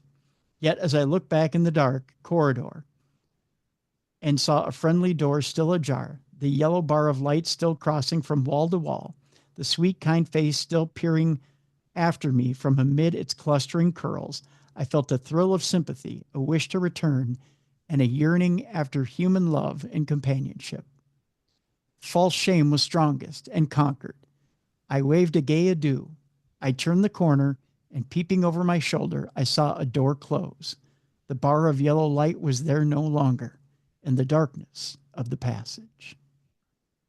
I thought at that instant that I heard a heavy sigh. I looked sharply around, and no one was there. No door was open, yet I fancied, with a wonderful vividness, that I did hear an actual sigh breathed not far off, and plainly distinguishable from the groan of the sycamore branches as the wind tossed them to and fro in the outer blackness. If ever a mortal's good angel had cause to sigh for sorrow, not sin, mine had cause to mourn that night. But imagination plays us strange tricks, and my nervous system was not overcomposed or very fitted for judicial analysis. I had to go through the picture gallery. I had never entered this apartment by candlelight before, and I was struck by the gloomy array of the tall portraits, gazing moodily from the canvas on the lozenge-paned or painted windows, which rattled to the blast as it swept howlingly by. Many of the faces looked stern and very different from their daylight expression. In others, a furtive, flickering smile seemed to mock me as my candle illuminated them. And in all, the eyes, as usual with artistic portraits, seemed to follow my motions with a scrutiny and an interest the more marked for the apathetic immovability of the other features. I felt ill at ease under their stony gaze, though conscious how absurd were my apprehensions, and I called up a smile and an air of mirth, more as if acting a part under the eyes of human beings than of their mere shadows on the wall. I even laughed as I confronted them. No echo had my short-lived laughter, but from the hollow armor and arching roof, as I continued on my way in silence. I have spoken of the armor. Indeed, there was a fine collection of plate and mail, for my father was an enthusiastic antiquary. In especial, there were 2 suits of black armor, erect and surmounted by helmets with closed visors, which stood as if 2 mailed champions were guarding the gallery and its treasures. I had often seen these, of course, but never by night, and never when my whole organization was overwrought and tremulous as it was then. As I approached the Black Knights, as we had dubbed them, a wild notion seized on me that the figures moved, that men were concealed in the hollow shells which had once been born in battle and tourney. I knew the idea was childish, yet I approached in irrational alarm and fancied I absolutely beheld eyes glaring on me from the eyelet holes in the visors. I passed them by, and then my excited fancy told me that the figures were following me with stealthy strides. I heard a clatter of steel, caused, I'm sure, by some more violent gust of wind sweeping the gallery through the crevices of the old windows. With a smothered shriek, I rushed to the door, opened it, darted out, and clapped it to with a bang that re-echoed through the whole wing of the house. Then, by a sudden and not uncommon revulsion of feeling, I shook off my aimless terrors, blushed at my weakness, and sought my chamber only too glad that I had only been witness to my late tremors. As I entered my chamber, I thought I heard something stir in the neglected lumber room, which was the only neighboring apartment. But I was determined to have no more panics and resolutely shut my ears to this slight and transient noise, which had nothing unnatural in it. For surely, between rats and wind, an old manor house on a stormy night needs no sprites to disturb it. So I entered my room and rang for my maid. As I did so, I looked around me, and a most unaccountable repugnance to my temporary abode came over me. In spite of my efforts, it was no more to be shaken off than a chill is to be shaken off when we enter some damp cave. And rely upon it, the feeling of dislike and apprehension with which we regard at first sight certain places and people was not implanted in us without some wholesome purpose. I grant it is irrational, mere animal instinct, but it is not instinct God's gift, as it is for us to despise it. It is but instinct that children know their friends from their enemies, that they distinguish with such unerring accuracy between those who like them and those who only flatter and hate them. Dogs do the same. They will fawn on one person, they slink snarling from another. Show me a man whom children and dogs shrink from, and I will show you a false bad man, lips on his lips and murder at his heart. No, let none despise the heaven-sent gift of an innate antipathy, which makes the horse quail when the lion crouches in the thicket, which makes the cattle scent the shambles from afar and low in terror and disgust as their nostrils snuff the blood-polluted air. I felt this antipathy strongly as I looked around me in my new sleeping room, and yet I could find no reasonable pretext for my dislike. A very good room it was, after all, now that the green damask curtains were drawn, the fire burning bright and clear, candles burning on the mantelpiece, and the various familiar articles of toilet arranged as usual. The bed, too, looked peaceful and inviting. A pretty white little bed, not at all the gaunt funeral sort of couch which haunted apartments generally contain. My maid entered and assisted me to lay aside the dress and ornaments I had worn and arrange my hair as usual, prattling the while in Abigail fashion. I seldom cared to converse with servants, but on that night, a sort of dread of being left alone, a longing to keep some human being near me, possessed me, and I encouraged the girl to gossip, so that her duties took her half an hour longer to get through than usual. At last, however, she had done all that could be done, and all my questions were answered, and my orders for the morrow reiterated and vowed obedience to, and the clock on the turret struck 1. Then Mary, yawning a little, asked if I wanted anything more, and I obliged to answer no, for very shame's sake, and she went. The shutting of the door, gently as it was closed, affected me unpleasantly. I took a dislike to the curtains, the tapestry, the dingy pictures, everything. I hated the room. I felt a temptation to put on a cloak, run, half-dressed to my sister's chambers, and say I'd changed my mind and come for shelter. But they must be asleep, I thought, and I could not be so unkind as to wake them. I said my prayers with unusual earnestness and a heavy heart. I extinguished the candles, and I was just about to lay my head on the pillow when the idea seized me that I would fasten the door. The candles were extinguished, but the firelight was amply sufficient to guide me. I gained the door. There was a lock, but it was rusty or hampered. My utmost strength could not turn the key. The bolt was broken and worthless. Balked of my intention, I consoled myself by remembering that I had never had need of fastenings yet, and returned to my bed. I lay awake for a good while, watching the red glow of the burning coals in the grate. I was quiet now, and more composed. Even the light gossip of the maid, full of petty human cares and joys, had done me good, diverted my thoughts from brooding. I was on the point of dropping asleep when I was twice disturbed, once by an owl hooting on the ivy outside, no unaccustomed sound, but harsh and melancholy, once by a long mournful howling set up by the mastiff, chained in the yard beyond the wing I occupied.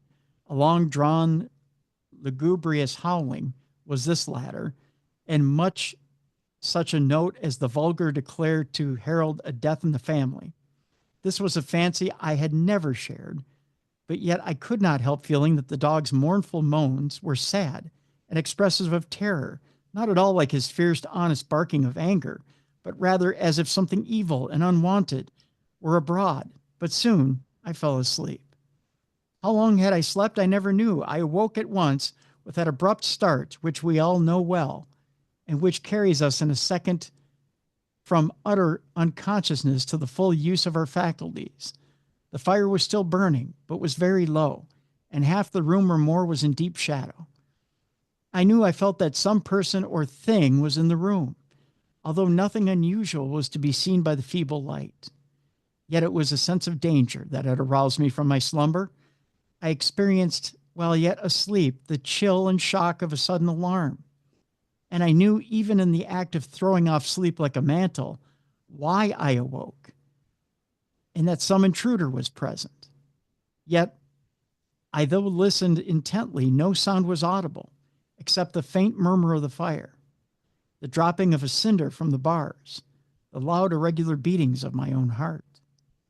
Notwithstanding the silence, by some intuition, I knew I had not been deceived by a dream, and felt certain that I was not alone. I waited. My heart beat on. Quicker, more sudden grew its pulsations, as a bird in a cage might flutter in presence of the hawk. And then I heard a sound, faint, but quite distinct, the clank of iron, the rattling of a chain. I ventured to lift my head from the pillow. Dim and uncertain as the light was, I saw the curtains of my bed shake and caught a glimpse of something beyond, a darker spot in the darkness. This confirmation of my fears did not surprise me so much as it shocked me. I strove to cry aloud, but could not utter a word. The chain rattled again, and this time the noise was louder and clearer.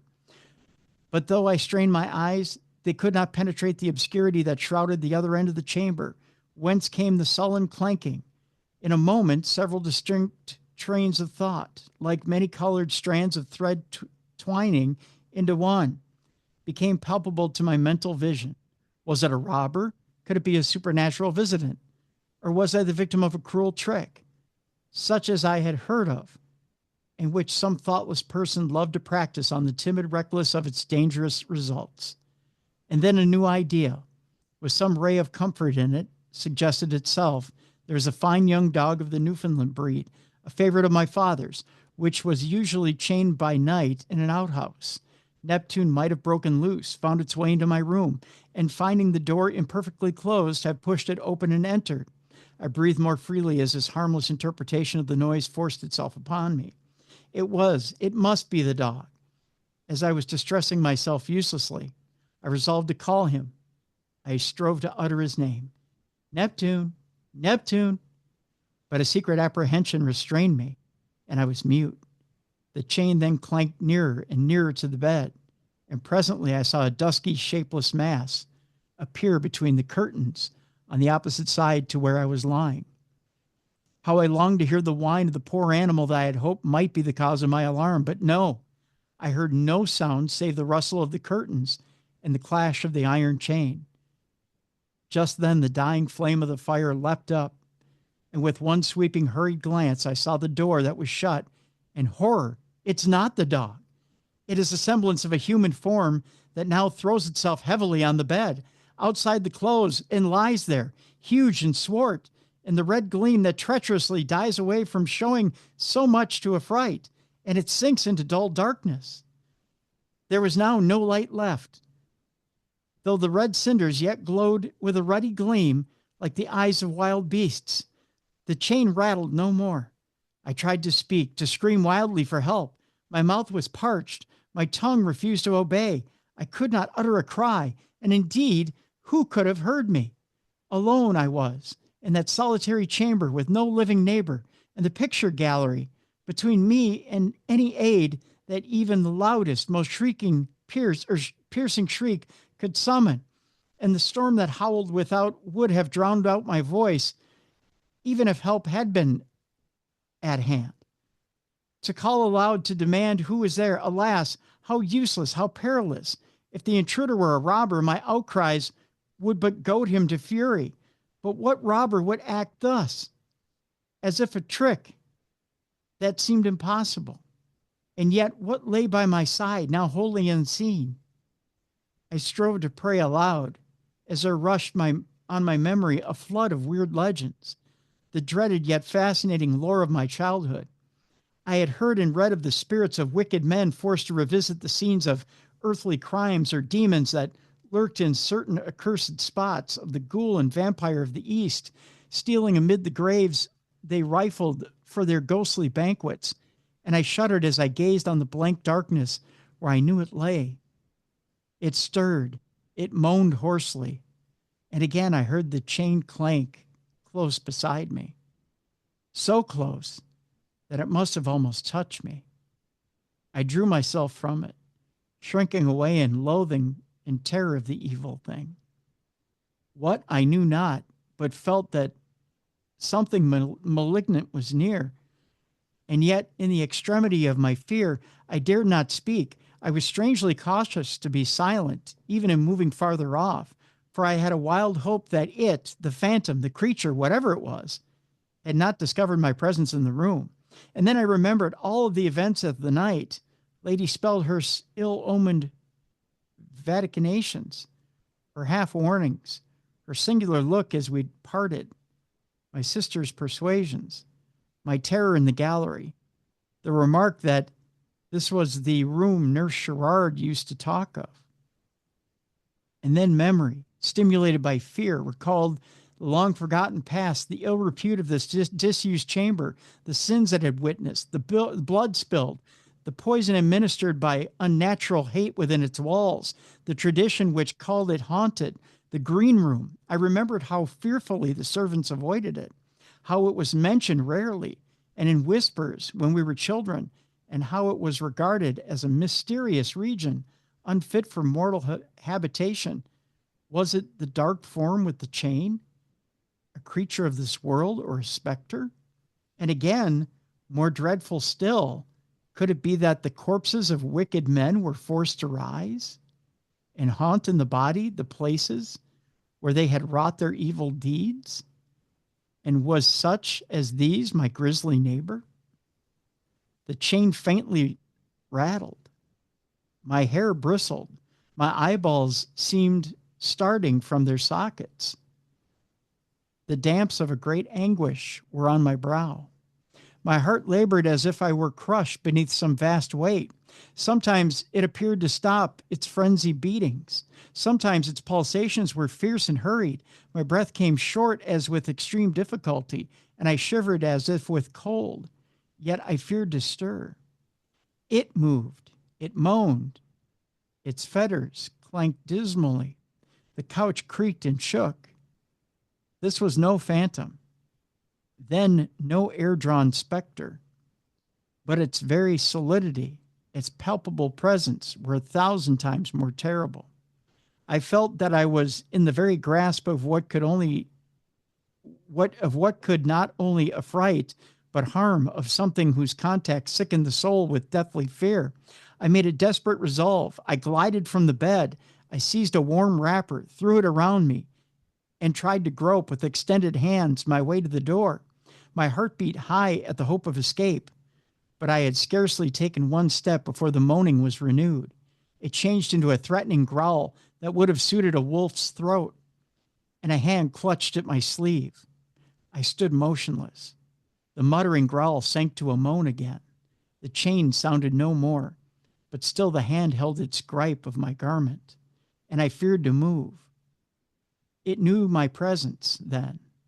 My brain reeled, the blood boiled in my ears, and my knees lost all strength. While my heart panted like that of a deer in the wolf's jaws, I sank back, and the benumbing influence of excessive terror reduced me to a state of stupor. When my full consciousness returned, I was sitting on the edge of the bed, shivering with cold and barefooted. All was silent, but I felt that my sleeve was still clutched by my unearthly visitant. The silence lasted a long time, then followed a chuckling laugh that froze my very marrow, and the gnashing of teeth as in demonic frenzy, and then a wailing moan, and this was succeeded by silence. Hours may have passed, nay, though the tumult of my own heart prevented my hearing the clock strike, must have passed. but they seemed ages to me. And how they were spent? Hideous visions passed before my aching eyes that I dared not close, but which gazed ever into the dumb darkness where it lay. My dread companion, through the watches of the night, I pictured it in every abhorrent form which an excited fancy could summon up. Now a skeleton with hollow eye holes and grinning fleshless jaws. Now a vampire with livid face and bloated form, and now dripping mouth wet with blood. Would it never be light? And yet, when day would dawn, I should be forced to see it face to face. I had heard that spectre and fiend were compelled to fade as morning brightened, but this creature was too real, too foul of a thing to earth, to vanish at cockcrow. No, I should see it, the horror, face to face.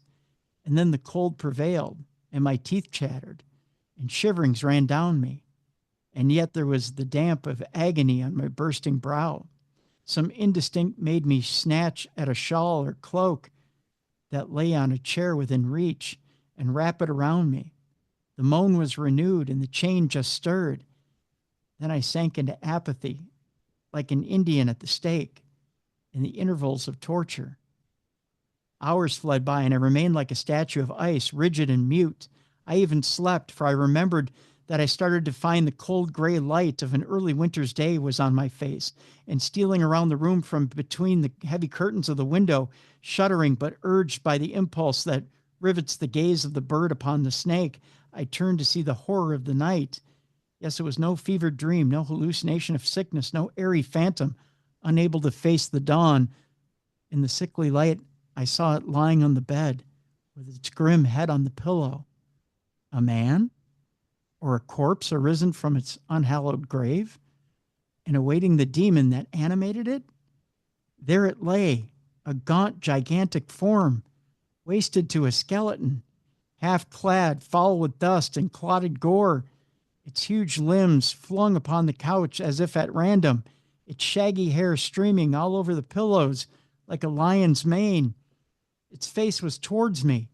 Oh, the wild hideousness of that face, even in sleep.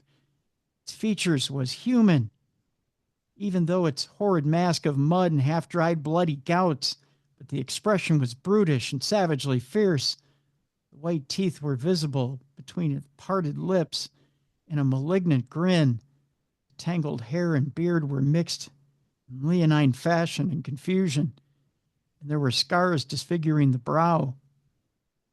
Round the creature's waist was a ring of iron, to which it was attached a heavy but broken chain. The chain I heard clanking. With a second glance, I noticed the part of the chain was wrapped in straw to prevent its galling the wearer. The creature, I cannot call it a man, had the marks of fetters on its wrist. The bony arm that protruded through one tattered sleeve was scarred and bruised. The feet were bare and lacerated by pebbles and briars, and one of them was wounded and wrapped in a morsel of a rag. And the lean hands, one of which held my sleeve, were armed with talons like an eagle's. In an instant, the horrid truth flashed upon me. I was in the grasp of a madman. Better the phantom that scares the sight than the wild beast that rends and tears the quivering flesh, the pitiless human brute that has no heart to be softened, no reason at whose bar to plead, no compassion, naught of man save the form and the cunning. I gasped in terror. Ah, the mystery of those ensanguined fingers, those gory wolfish jaws, that face all besmeared with blackening blood is revealed.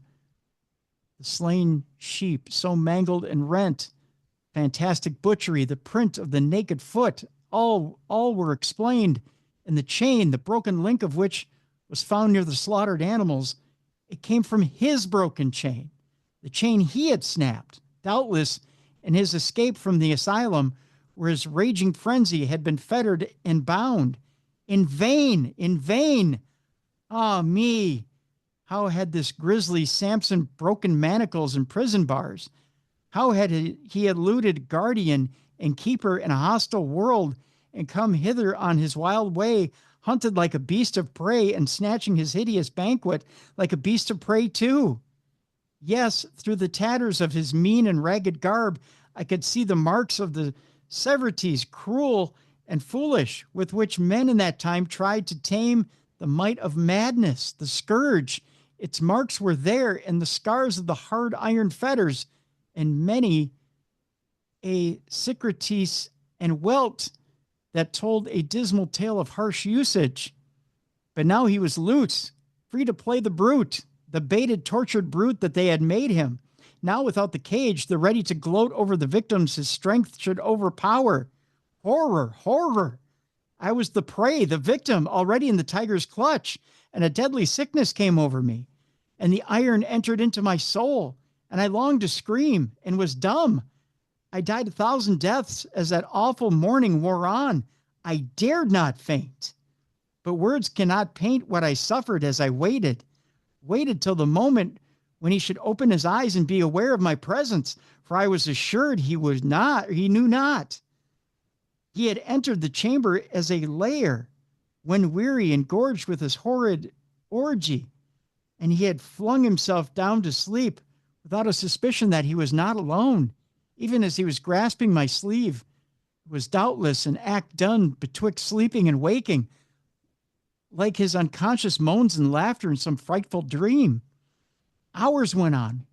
Then I trembled as I thought that soon the house would be astir, that my maid would come to call me as usual and awake that ghastly sleeper. And might he not have time to tear me as he tore the sheep before any aid could arrive? At last, what I dreaded came to pass, a light footstep on the landing. There's a tap at the door. A pause succeeds, and then the tapping is renewed, and this time more loudly. Then the madman stretched his limbs and uttered his moaning cry, and his eyes slowly opened, very slowly opened, and met mine. The girl waited a while ere she knocked for the third time. I trembled lest she should open the door unbidden, see that grim thing, and by her idle screams and terror bring about the worst. Long before strong men could arrive, I knew that I should be dead. And what a death! The maid waited, no doubt surprised at my unusually sound slumbers, for I was in general a light sleeper and an early riser, but reluctant to deviate from habit by entering without permission. I was still alone with that thing in man's shape, but he was awake now, and I saw the wondering surprise in his haggard, bloodshot eyes. I saw him stare at me half vacantly, then with a crafty yet wondering look, and then I saw the devil of murder begin to peep forth from those hideous eyes, and the lips depart as in a sneer, and the wolfish teeth to bare themselves. But I was not what I had been. Fear gave me a new and a desperate composure, a courage foreign to my nature. I had heard of the best method to managing the insane. I could but try. I did try, calmly, wondering at my own feigned calm. I fronted the glare of those terrible eyes. Steady and undaunted was my gaze, motionless my attitude. I marveled at myself, but in that agony of sickening terror, I was outwardly firm.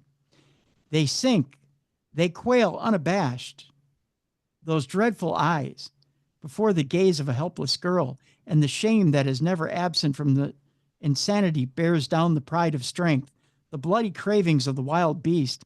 The lunatic moaned and drooped his shaggy head between his gaunt, squalid hands. I lost not an instant. I rose and with one spring reached the door, tore it open, and with a shriek rushed through, caught the wondering girl by the arm, and crying to her to run for her life, rushed like the wind along the gallery, down the corridor, down the stairs. Merry screams filled the house as she fled beside me, and I heard a long-drawn, raging cry, the roar of a wild animal, mocked of its prey, and I knew what was behind me. I never turned my head. I flew rather than ran. I was in the hall already. There was a rush of many feet, an outcry of many voices, a sound of scuffling feet and brutal yells, and oaths and heavy blows, and I fell to the ground, crying, "Save me!" and lay in a swoon. I awoke from a delirious trance. Kind faces were around my bed. Loving looks were bent on me by all. by my dear father and dear sisters, but I scarcely saw them before I swooned again. When I recovered from that long illness, through which I had been nursed so tenderly, the pitying looks I met made me tremble. I asked for a looking glass. It was long denied me, but my importunity prevailed at last. A mirror was brought. My youth was gone at one fell swoop. The glass showed me a livid and haggard face, blanched and bloodless, as of one who sees a spectre, and in the ashen lips and wrinkled brow and dim eyes, I could trace nothing of my old self. The hair, too, jetty and rich before, was now as white as snow, and in one night the ravages of half a century had passed over my face. Nor have my nerves ever recovered their tone after their dire shock. Can you wonder that my life was blighted, that my lover shrank from me, so sad a wreck as I? I am old now, old and alone. My sisters would have had me to live with them, but I chose not to sadden their genial homes with my phantom face and dead eyes. Reginald married another. He has been dead many years. I never ceased to pray for him, though he left me when I was bereft of all. The sad weird is nearly over now. I am old and near the end, and wishful for it. I have not been bitter or hard, but I cannot bear to see many people, and am best alone. I try to do what good I can with the worthless wealth Lady Speldhurst left me. For at my wish, my portion was shared between my sisters. What need had I of inheritances? I, the shattered wreck, made by that one night of horror. The end. Whoa. I'm That was exhausted. good. That was long. That was good. That was long, wasn't it? Yeah, what? It was giving me Bloody Bone vibes, like Rawhead. Mm-hmm. So that was horror. A true tale. Yeah, it was. I've got a short one in the Doll's Ghost. You want to do a short one? And then Yeah, we can do a short one. Do a short one? Okay. We can do that one. Can you do it? That was a lot of reading, sir. I can do it. I can do one Right. short one, and then I think we're done for the day. But Victorian ghost stories. By gosh. No wonder So creepy. they are creepy. So have you ever There had are a lot of words. They like describe everything so well. Yeah. They're definitely descriptive, that's for sure. I don't know. Do you have a favorite Christmas story? Ghost story? I mean, Ella did the Christmas Carol several years, so we like that one. You ever go to a Christmas Carol at the Guthrie? Yeah, she was in it twice. Oh, that's right. Time. I Yeah. forget you have actors you have actors in the family. Yeah. It's a good one. We were saying we should go again just because it's so good. Have you seen it? I have many times, yeah. Yeah. Yeah. All right, we have one last story here for you today. And then I think we're done for the day. You ready for this? I'm ready. All right. This one is from F. Marion Crawford. It's called Thedollsghost. Frances Marion Crawford wrote many short stories in the horror genre, the most famous being The Upper Berth, originally published in Unwin's Christmas Annual. The Italian-born American novelist rated as one of the most popular at the end of the 19th century. While his tales of horror represent a small fraction of his writing, they're the most enduring work. So here we go. This one, by the way, in 1896, Crawford finds ghostly inspiration in a seemingly innocuous store-bought object, which is a child's toy. Okay, you're bringing in the dolls. Let's go. Bringing in the dolls. So here we go. It was a terrible accident, and for one moment, the splendid machinery of Cranston House got out of gear and stood still. The butler emerged from the retirement in which he spent his elegant leisure. Two grooms of the chambers appeared simultaneously from opposite directions. There were actually housemaids on the grand staircase, and those who remember the facts most exactly assert that Mrs. Pringle herself positively stood upon the landing. Mrs. Pringle was a housekeeper, and for the head nurse, the undernurse, and the nursery maid, their feelings cannot be described. The head nurse laid one hand upon the polished marble balustrade and stared stupidly before her. The undernurse stood rigid and pale, leaning against the polished marble wall, and the nursery maid collapsed and sat down upon the polished marble step just beyond the limits of the velvet carpet, and frankly burst into tears. The Lady Gwendolyn Lancaster Douglas Scroop, youngest daughter of the 9th Duke of Cranston and aged 6 years and 3 months, picked herself up quite alone and sat down on the 3rd step from the foot of the grand staircase in Cranston House. I love how they use the word ejaculated, by the way. No, you had a few words in the last one that I was just sitting here thinking, like, I'm such a 12-year-old boy right now because I keep thinking bad things. It's your fault. I blame you. You ready for another one? Yeah. Oh, ejaculated the butler. And he disappeared again. I would too if I just ejaculated on the butler. I mean, it's embarrassing, really, in front of everyone. I know, right? Responded the grooms of the chamber as they took the ejaculate. No, I'm kidding. As they also went away. It's only that doll, Mrs. Pringle was distinctly heard to say in a tone of contempt. The undernurse heard her say it.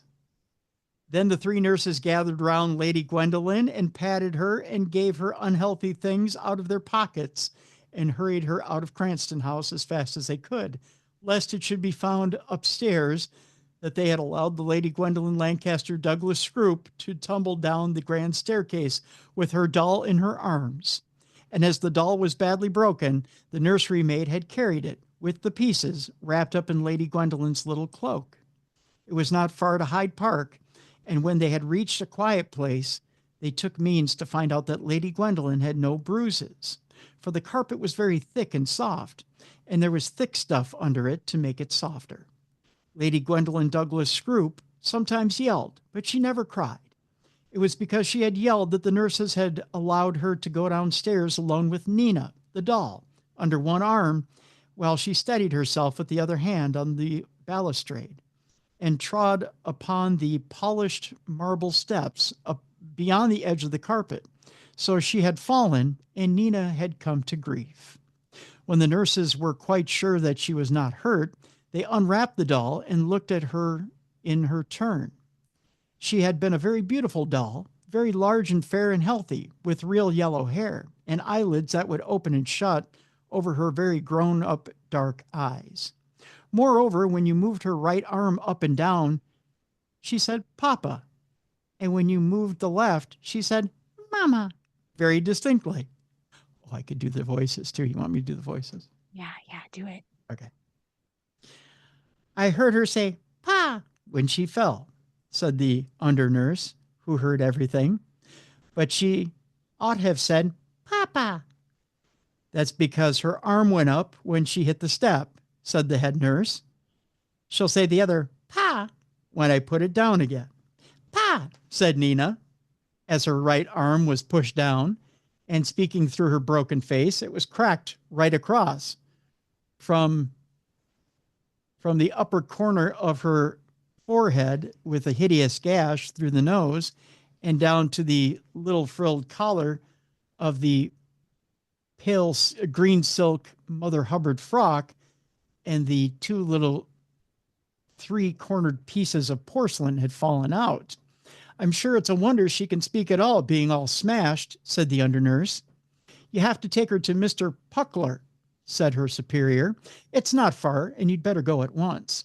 Lady Gwendolyn was occupied in digging a hole in the ground with a little spade and paid no attention to the nurses. What are you doing? Inquired the nursery maid, looking on. Nina's dead, and I'm digging her grave, replied the ladyship thoughtfully. Oh, she'll come to life again, all right, said the nursery maid. The undernurse wrapped Nina up again and departed. Fortunately, a kind soldier with very long legs and a very small cap happened to be there. And as he had nothing to do, he offered to see the undernurse safely to Mr. Puckler's and back. Mr. Bernard Puckler and his little daughter lived in a little house in a little alley, which led out of a quiet little street not far from Belgrave Square. He was the great doll doctor, and his extensive practice lay in the most aristocratic quarter.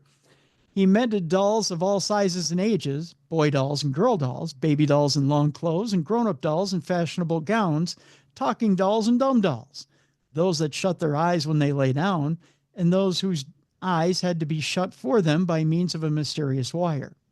His daughter Elsie was only just over 12 years old, but she was already very clever at mending dolls' clothes and at doing their hair, which is harder than you might think. Though the dolls sit quiet, still, while it is being done. Mr. Puckler had originally been a German, but he had dissolved his nationality in the ocean of London many years ago, like a great many foreigners. He had still had one or two German friends, however, who came on Saturday evenings and smoked with him and played piquet or scat with him for farthing points and called him Herr Doctor, which seemed to please Mr. Puckler very much. Herr Puckler. He looked older than he was, for his beard was rather long and ragged. His hair was grizzled and thin, and he wore horn-rimmed spectacles. As for Elsie, she was a thin, pale child, very quiet and neat, with dark hair and brown eyes that was plaited down her back and tied with a bit of black ribbon.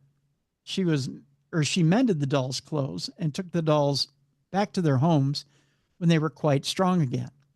The house was a little one, but too big for the two people who lived in it. There was a small sitting room on the street, and the workshop was at the back, and there were 3 rooms upstairs. But the father and daughter lived most of their time in the workshop because they were generally at work even in the evenings. Mr. Puckler laid Nina on the table and looked at her a long time, till the tears began to fill his eyes behind the horn-rimmed spectacles. He was a very susceptible man, and he often fell in love with the dolls he mended and found it hard to part with them when they had smiled at him for a few days. They were very real little people to him, with characters and thoughts and feelings of their own, and he was very tender with them all. But some attracted him especially from the first, and when they were brought to him maimed and injured, their state seemed so pitiful to him that their tears came easily. You must remember that he had lived among dolls during a great part of his life and understood them. How do you know that they feel nothing? He went on to say to Elsie. You must be gentle with them. It costs nothing to be kind to the little beings, and perhaps it makes a difference to them. And Elsie understood them because she was a child, and she knew that she was more to him than all the dolls. He fell in love with Nina at first, perhaps because of her beautiful brown glass eyes, that they were something like Elsie's own. And he loved Elsie first and best with all his heart. And besides, it was a very sorrowful case. Nina had evidently not been long in the world, for her complexion was perfect. Her hair was smooth where it should be smooth and curly where it should be curly, and her silk clothes were perfectly new. But across her face was that frightful gash like a saber cut, deep and shadowy within, but clean and sharp at the edges. Where he tenderly pressed her head to close the gaping wound, the edges made a fine grating sound that was painful to hear, and the lids of the dark eyes quivered and trembled as though Nina was suffering dreadfully. Poor Nina, he exclaimed sorrowfully, but I shall not hurt you much, though you will take a long time to get strong. He always asked the names of the broken dolls when they were brought to him, and sometimes the people knew what the children called them and told him. He liked Nina for a name. Altogether, and in every way, she pleased him more than any doll he had seen for many years, and felt drawn to her, and made up his mind to make her perfectly strong and sound, no matter how much labor it cost him. Mr. Puckler worked patiently, a little at a time, and Elsie watched him. She could do nothing for poor Nina, whose clothes needed no mending. The longer the doll doctor worked, the more fond he became of the yellow hair and beautiful brown glass eyes. He sometimes forgot all the other dolls that were waiting to be mended, lying side by side on a shelf, and sat for an hour gazing at Nina's face, while he racked his ingenuity for some new invention by which to hide even the smallest trace of the terrible accident. She was wonderfully mended. Even he was obliged to admit that, but the scar was still visible to the keen eye. a very fine line right across the face, downwards from right to left. Yet all the conditions had been most favorable for a cure, since the cement had set quite hard at the first attempt, and the weather had been fine and dry, which makes a difference in a doll's hospital. At last he knew that he could do no more, and the undernurse had already come twice to see whether the job was finished, as she coarsely expressed it. Nina's not quite strong yet, Mr. Puckler had answered each time, for he could not make up his mind to face the parting. And now he sat before the square deal table at which he worked, and Nina lay before him for the last time, with a big brown paper box beside her. It stood there like her coffin, waiting for her, he thought. He must put her into it and lay tissue paper over her dear face, and then put on the lid, and at the thought of tying the string, his sight was dim with tears again. He was never to look into the glassy depths of the beautiful brown eyes any more, nor to hear the little wooden voice say, "Papa" and "Mama." It was a very painful moment for him. In the vain hope of gaining time before the separation, he took up the little sticky bottles of cement and glue and gum and color, looking at each one in turn, and then at Nina's face. And all his small tools lay there, neatly arranged in a row, but he knew that he could not use them again for Nina. She was quite strong at last, and in a country where there should be no cruel children to hurt her, she might live 100 years, with only that almost imperceptible line across her face, to tell of the fearful thing that had befallen her on the marble steps of Cranston House.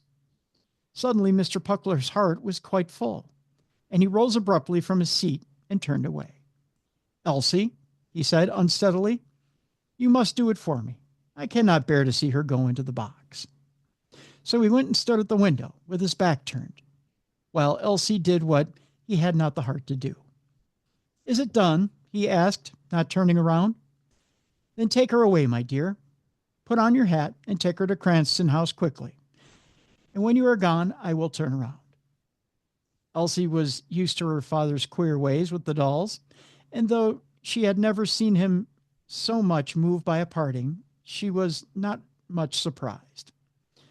"Come back quickly," he said, and when he heard her hand on the latch, "It is growing late, and I should not send you at this hour, but I cannot bear to look forward to it any more."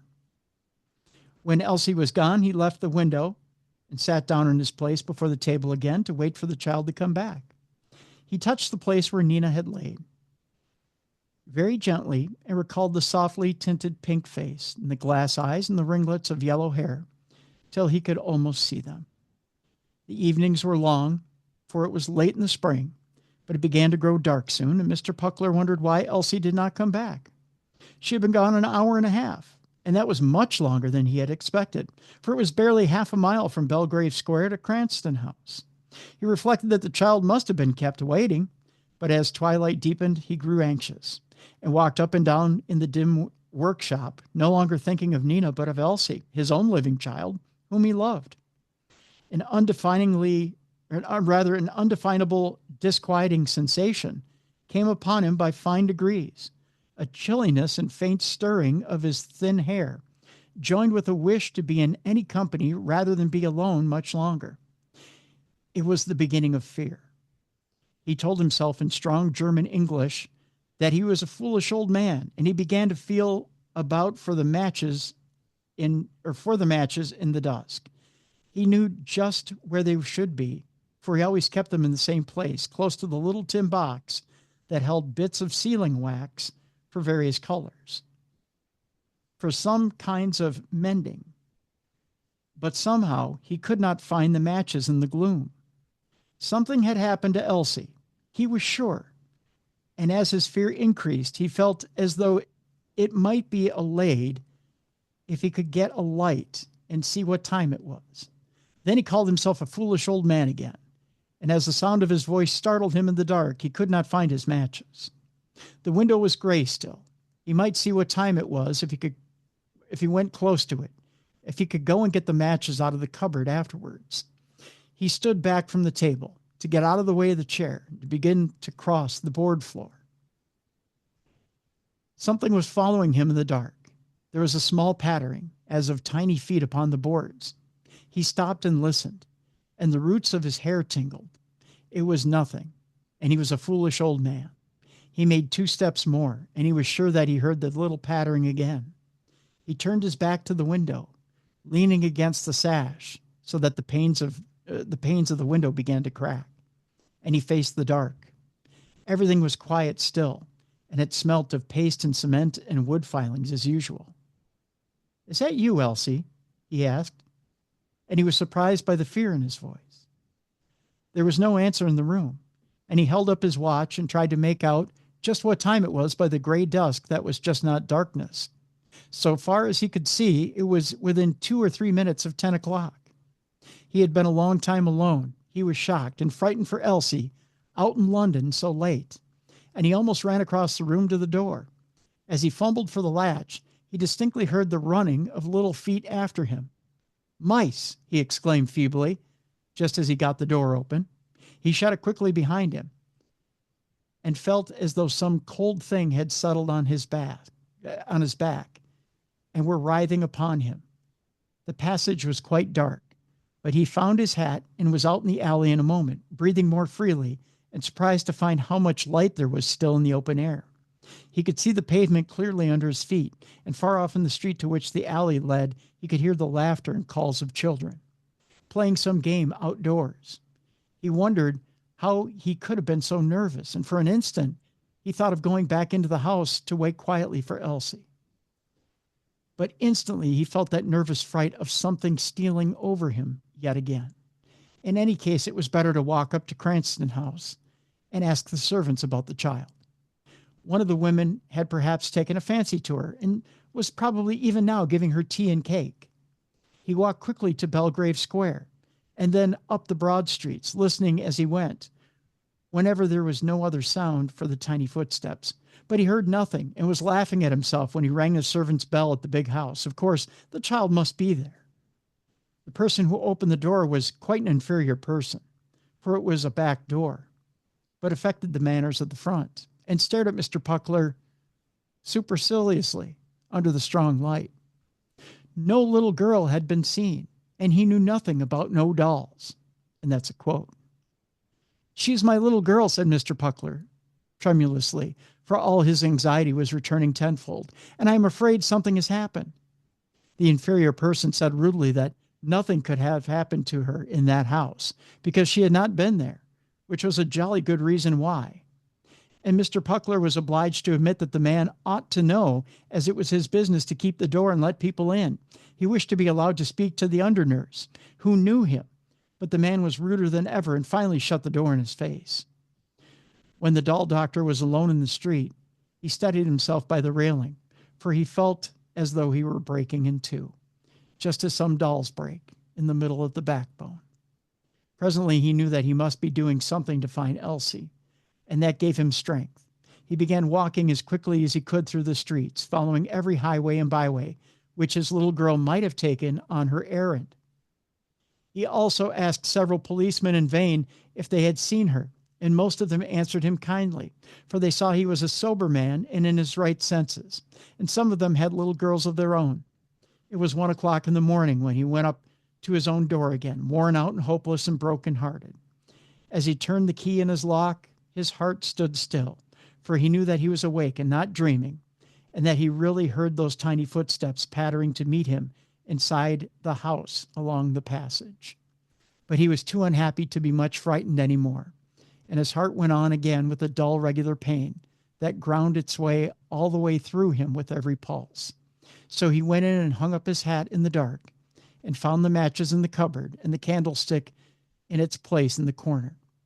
Mr. Puckler was so overcome and so completely worn out that he sat down in his chair before the work table and almost fainted as his face dropped forward upon his folded hands. Beside him, the solitary candle burned steadily with a low flame in the still warm air.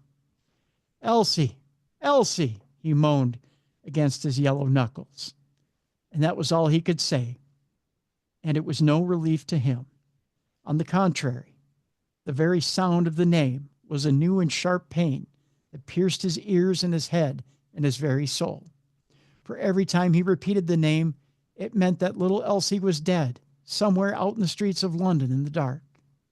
He was so terribly hurt that he did not even feel something pulling gently at the skirt of his old coat, so gently that it was like the nibbling of a tiny mouse.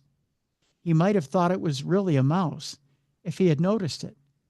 "Elsie, Elsie," he groaned, right against his hands. Then a cool breath stirred his thin hair, and the low flame of the one candle dropped down, almost to a mere spark, not flickering, as though a draft were going to blow it out, but just dropping down as if it were tired out. Mr. Puckler felt his hands stiffening with fright under his face, and there was a faint rustling sound, like some small silk thing blowing in a gentle breeze. He sat up straight, stark and scared, and a small wooden voice spoke in the stillness. "Papa," it said, with a break between the syllables. Mr. Puckler stood up in a single jump, and his chair fell over backwards with a smashing noise upon the wooden floor. The candle had almost gone out. It was Nina's doll voice that had spoken, and he should have known it among the voices of the 100 other dolls. And yet there was something more in it, a little human ring with a pitiful cry and a call for help and the wail of a hurt child. Mr. Puckler stood up, stark and stiff, and tried to look around, but at first he could not, for he seemed to be frozen from head to foot. Then he made a great effort, and he raised one hand to each of his temples and pressed his own head round as he would have turned a doll's. The candle was burning so low that it might as well have been out altogether for any light that it gave, and the room seemed quite dark at first. Then he saw something. He would not have believed that he could have been more frightened than he already had been just before that. But he was, and his knees shook, for he saw the doll standing in the middle of the floor, shining with a faint and ghostly radiance, her beautiful glassy brown eyes fixed on his. And across his face, the very thin line of the break that he had mended shone as though it was drawn in light with a fine point of white flame. Yet there was something more in the eyes, too. There was something human, like Elsie's own, but as if only the doll saw him through them, not Elsie's. And there was enough of Elsie to bring back all his pain and to make him forget his fear. "Elsie, my little Elsie," he cried aloud. The small ghost moved, and its doll arm slowly rose and fell with a stiff mechanical motion. "Papa," it said. It seemed this time there was even more of Elsie's tone echoing somewhere between the wooden notes that reached his ears so distinctly and yet so far away. Elsie was calling him, he was sure. His face was perfectly white in the gloom, but his knees did not shake anymore, and he felt that he was less frightened. "Yes, child, but where?" he asked. "Where are you, Elsie?" "Papa." The syllables died away in the quiet room. There was a rustling of silk. The glassy brown eyes turned slowly away, and Mr. Puckler heard the pitter-patter of the small feet in the bronze kid slippers as the figure ran straight to the door. Then the candle burned high again, and the room was full of light, and he was alone. Mr. Puckler passed his hand over his eyes and looked about him.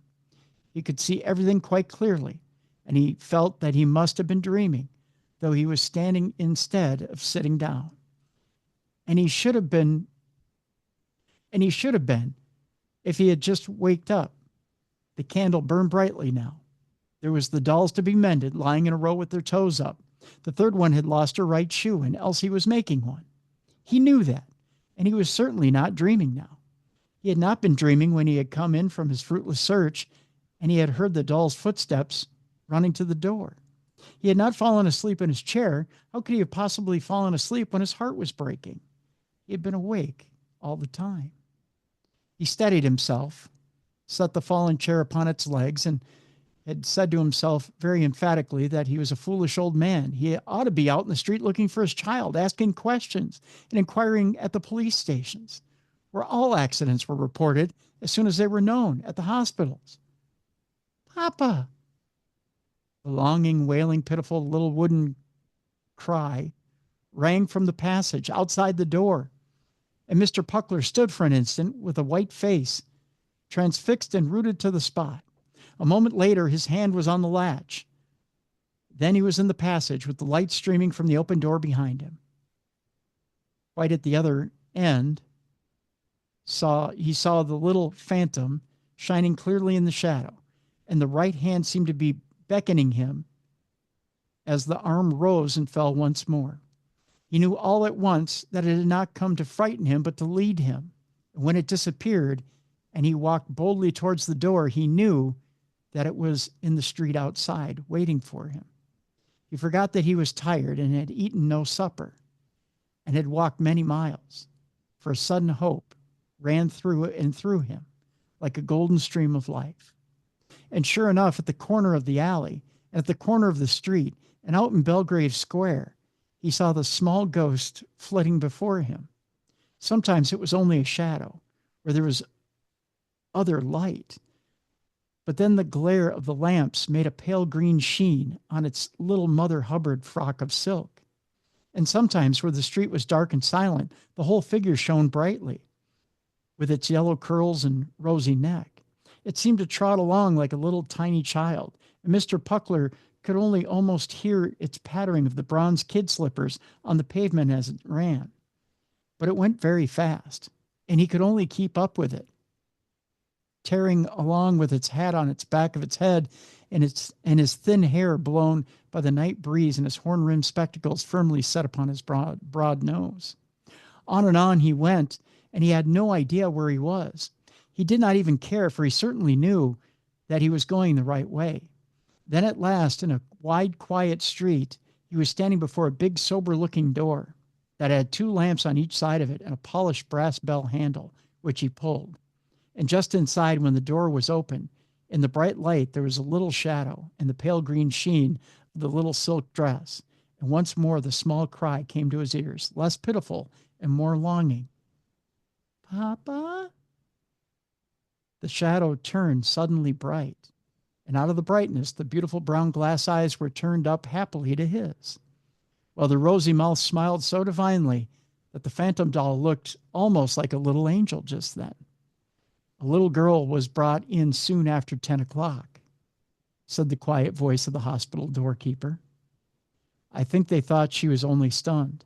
She was holding a big brown paper box against her, and they could not get it out of her arms. She had a long plait of brown hair that hung down as they carried her. She's my little girl, said Mr. Puckler, but he hardly heard his own voice. He leaned over Elsie's face in the gentle light of the children's ward, and when he had stood there a minute, the beautiful brown eyes opened and looked up to his. Papa, cried Elsie softly, I knew you'd come. Then Mr. Puckler did not know what he said, or he did not know what he did or said for a moment, and what he felt was worth all the fear and terror and despair that had almost killed him that night. But by and by, Elsie was telling her story, and the nurse let her speak, for there were only 2 other children in the room who were getting well and were sound asleep. They were big boys with bad faces, said Elsie, and they tried to get Nina away from me, but I held on and fought as well as I could till one of them hit me with something, and I don't remember anymore, for I tumbled down and I suppose the boys ran away and somebody found me there, but I'm afraid Nina is all smashed. Here's the box, said the nurse. We could not take it out of her arms until she came to herself. Should you like to see if the doll is broken? And she undid the string cleverly, but Nina was all smashed to pieces. Only the gentle light of the children's ward made a pale green sheen in the folds of little Mother Hubbard frock. And that's the end. I'm glad that the child wasn't dead because I thought she was dead. Did you think she was dead? I did. I was getting scared. It was going to be a sad ending. Nope. Whew. That was a good one. Those are both good, Tim. I love those. There you go. Thank you. Merry Christmas. Merry Christmas. So that's how we end the show today. And that's our Christmas edition. That's a good one. Yeah. So we hope you've all had a Merry Christmas or having a Merry Christmas. We hope your bellies are full, your spirits are bright, and that you have a very joyful and Merry Christmas. And that nothing creepy crawls into bed with you tonight. That's right. That's the other part of it too. Yeah, there's nobody in a chain in your bed. Ooh. That your dollies are all solid. Yeah, I mean, that doll's a superhero. Yeah. Yep. So there you go. So the spirit of a doll led Mr. Puckler to his daughter. I guess that's Yeah. I didn't see that coming. I thought that the doll like possessed the child or killed the kid and like came back and took her into her body or something. No, guess not. Nope. That was good. All right, so that'll do it. Tomorrow on the big program, Supernatural News. We're switching days, like I said. So Supernatural News for the next program. That'll do it. Well, Merry Christmas, my friend. It was fun to spend it with you. Yeah, Merry Christmas to you as well. And Merry Christmas to everyone listening. It was fun to spend it with you too. Merry Christmas to all and to all a good night. There you go. We'll see you tomorrow for Supernatural News. For Jessica Freeburg, I'm Tim Dennis. See you tomorrow for Supernatural News right here on the best in paranormal programming. This is Darkness Radio. For more audio and video archives of the show, intriguing content, and cool swag, please visit darknessradioshow.com. Thank you for watching. Merry Christmas to all, and to all, a good night. And also, a very happy Hanukkah to those observing the holiday. God bless us, everyone.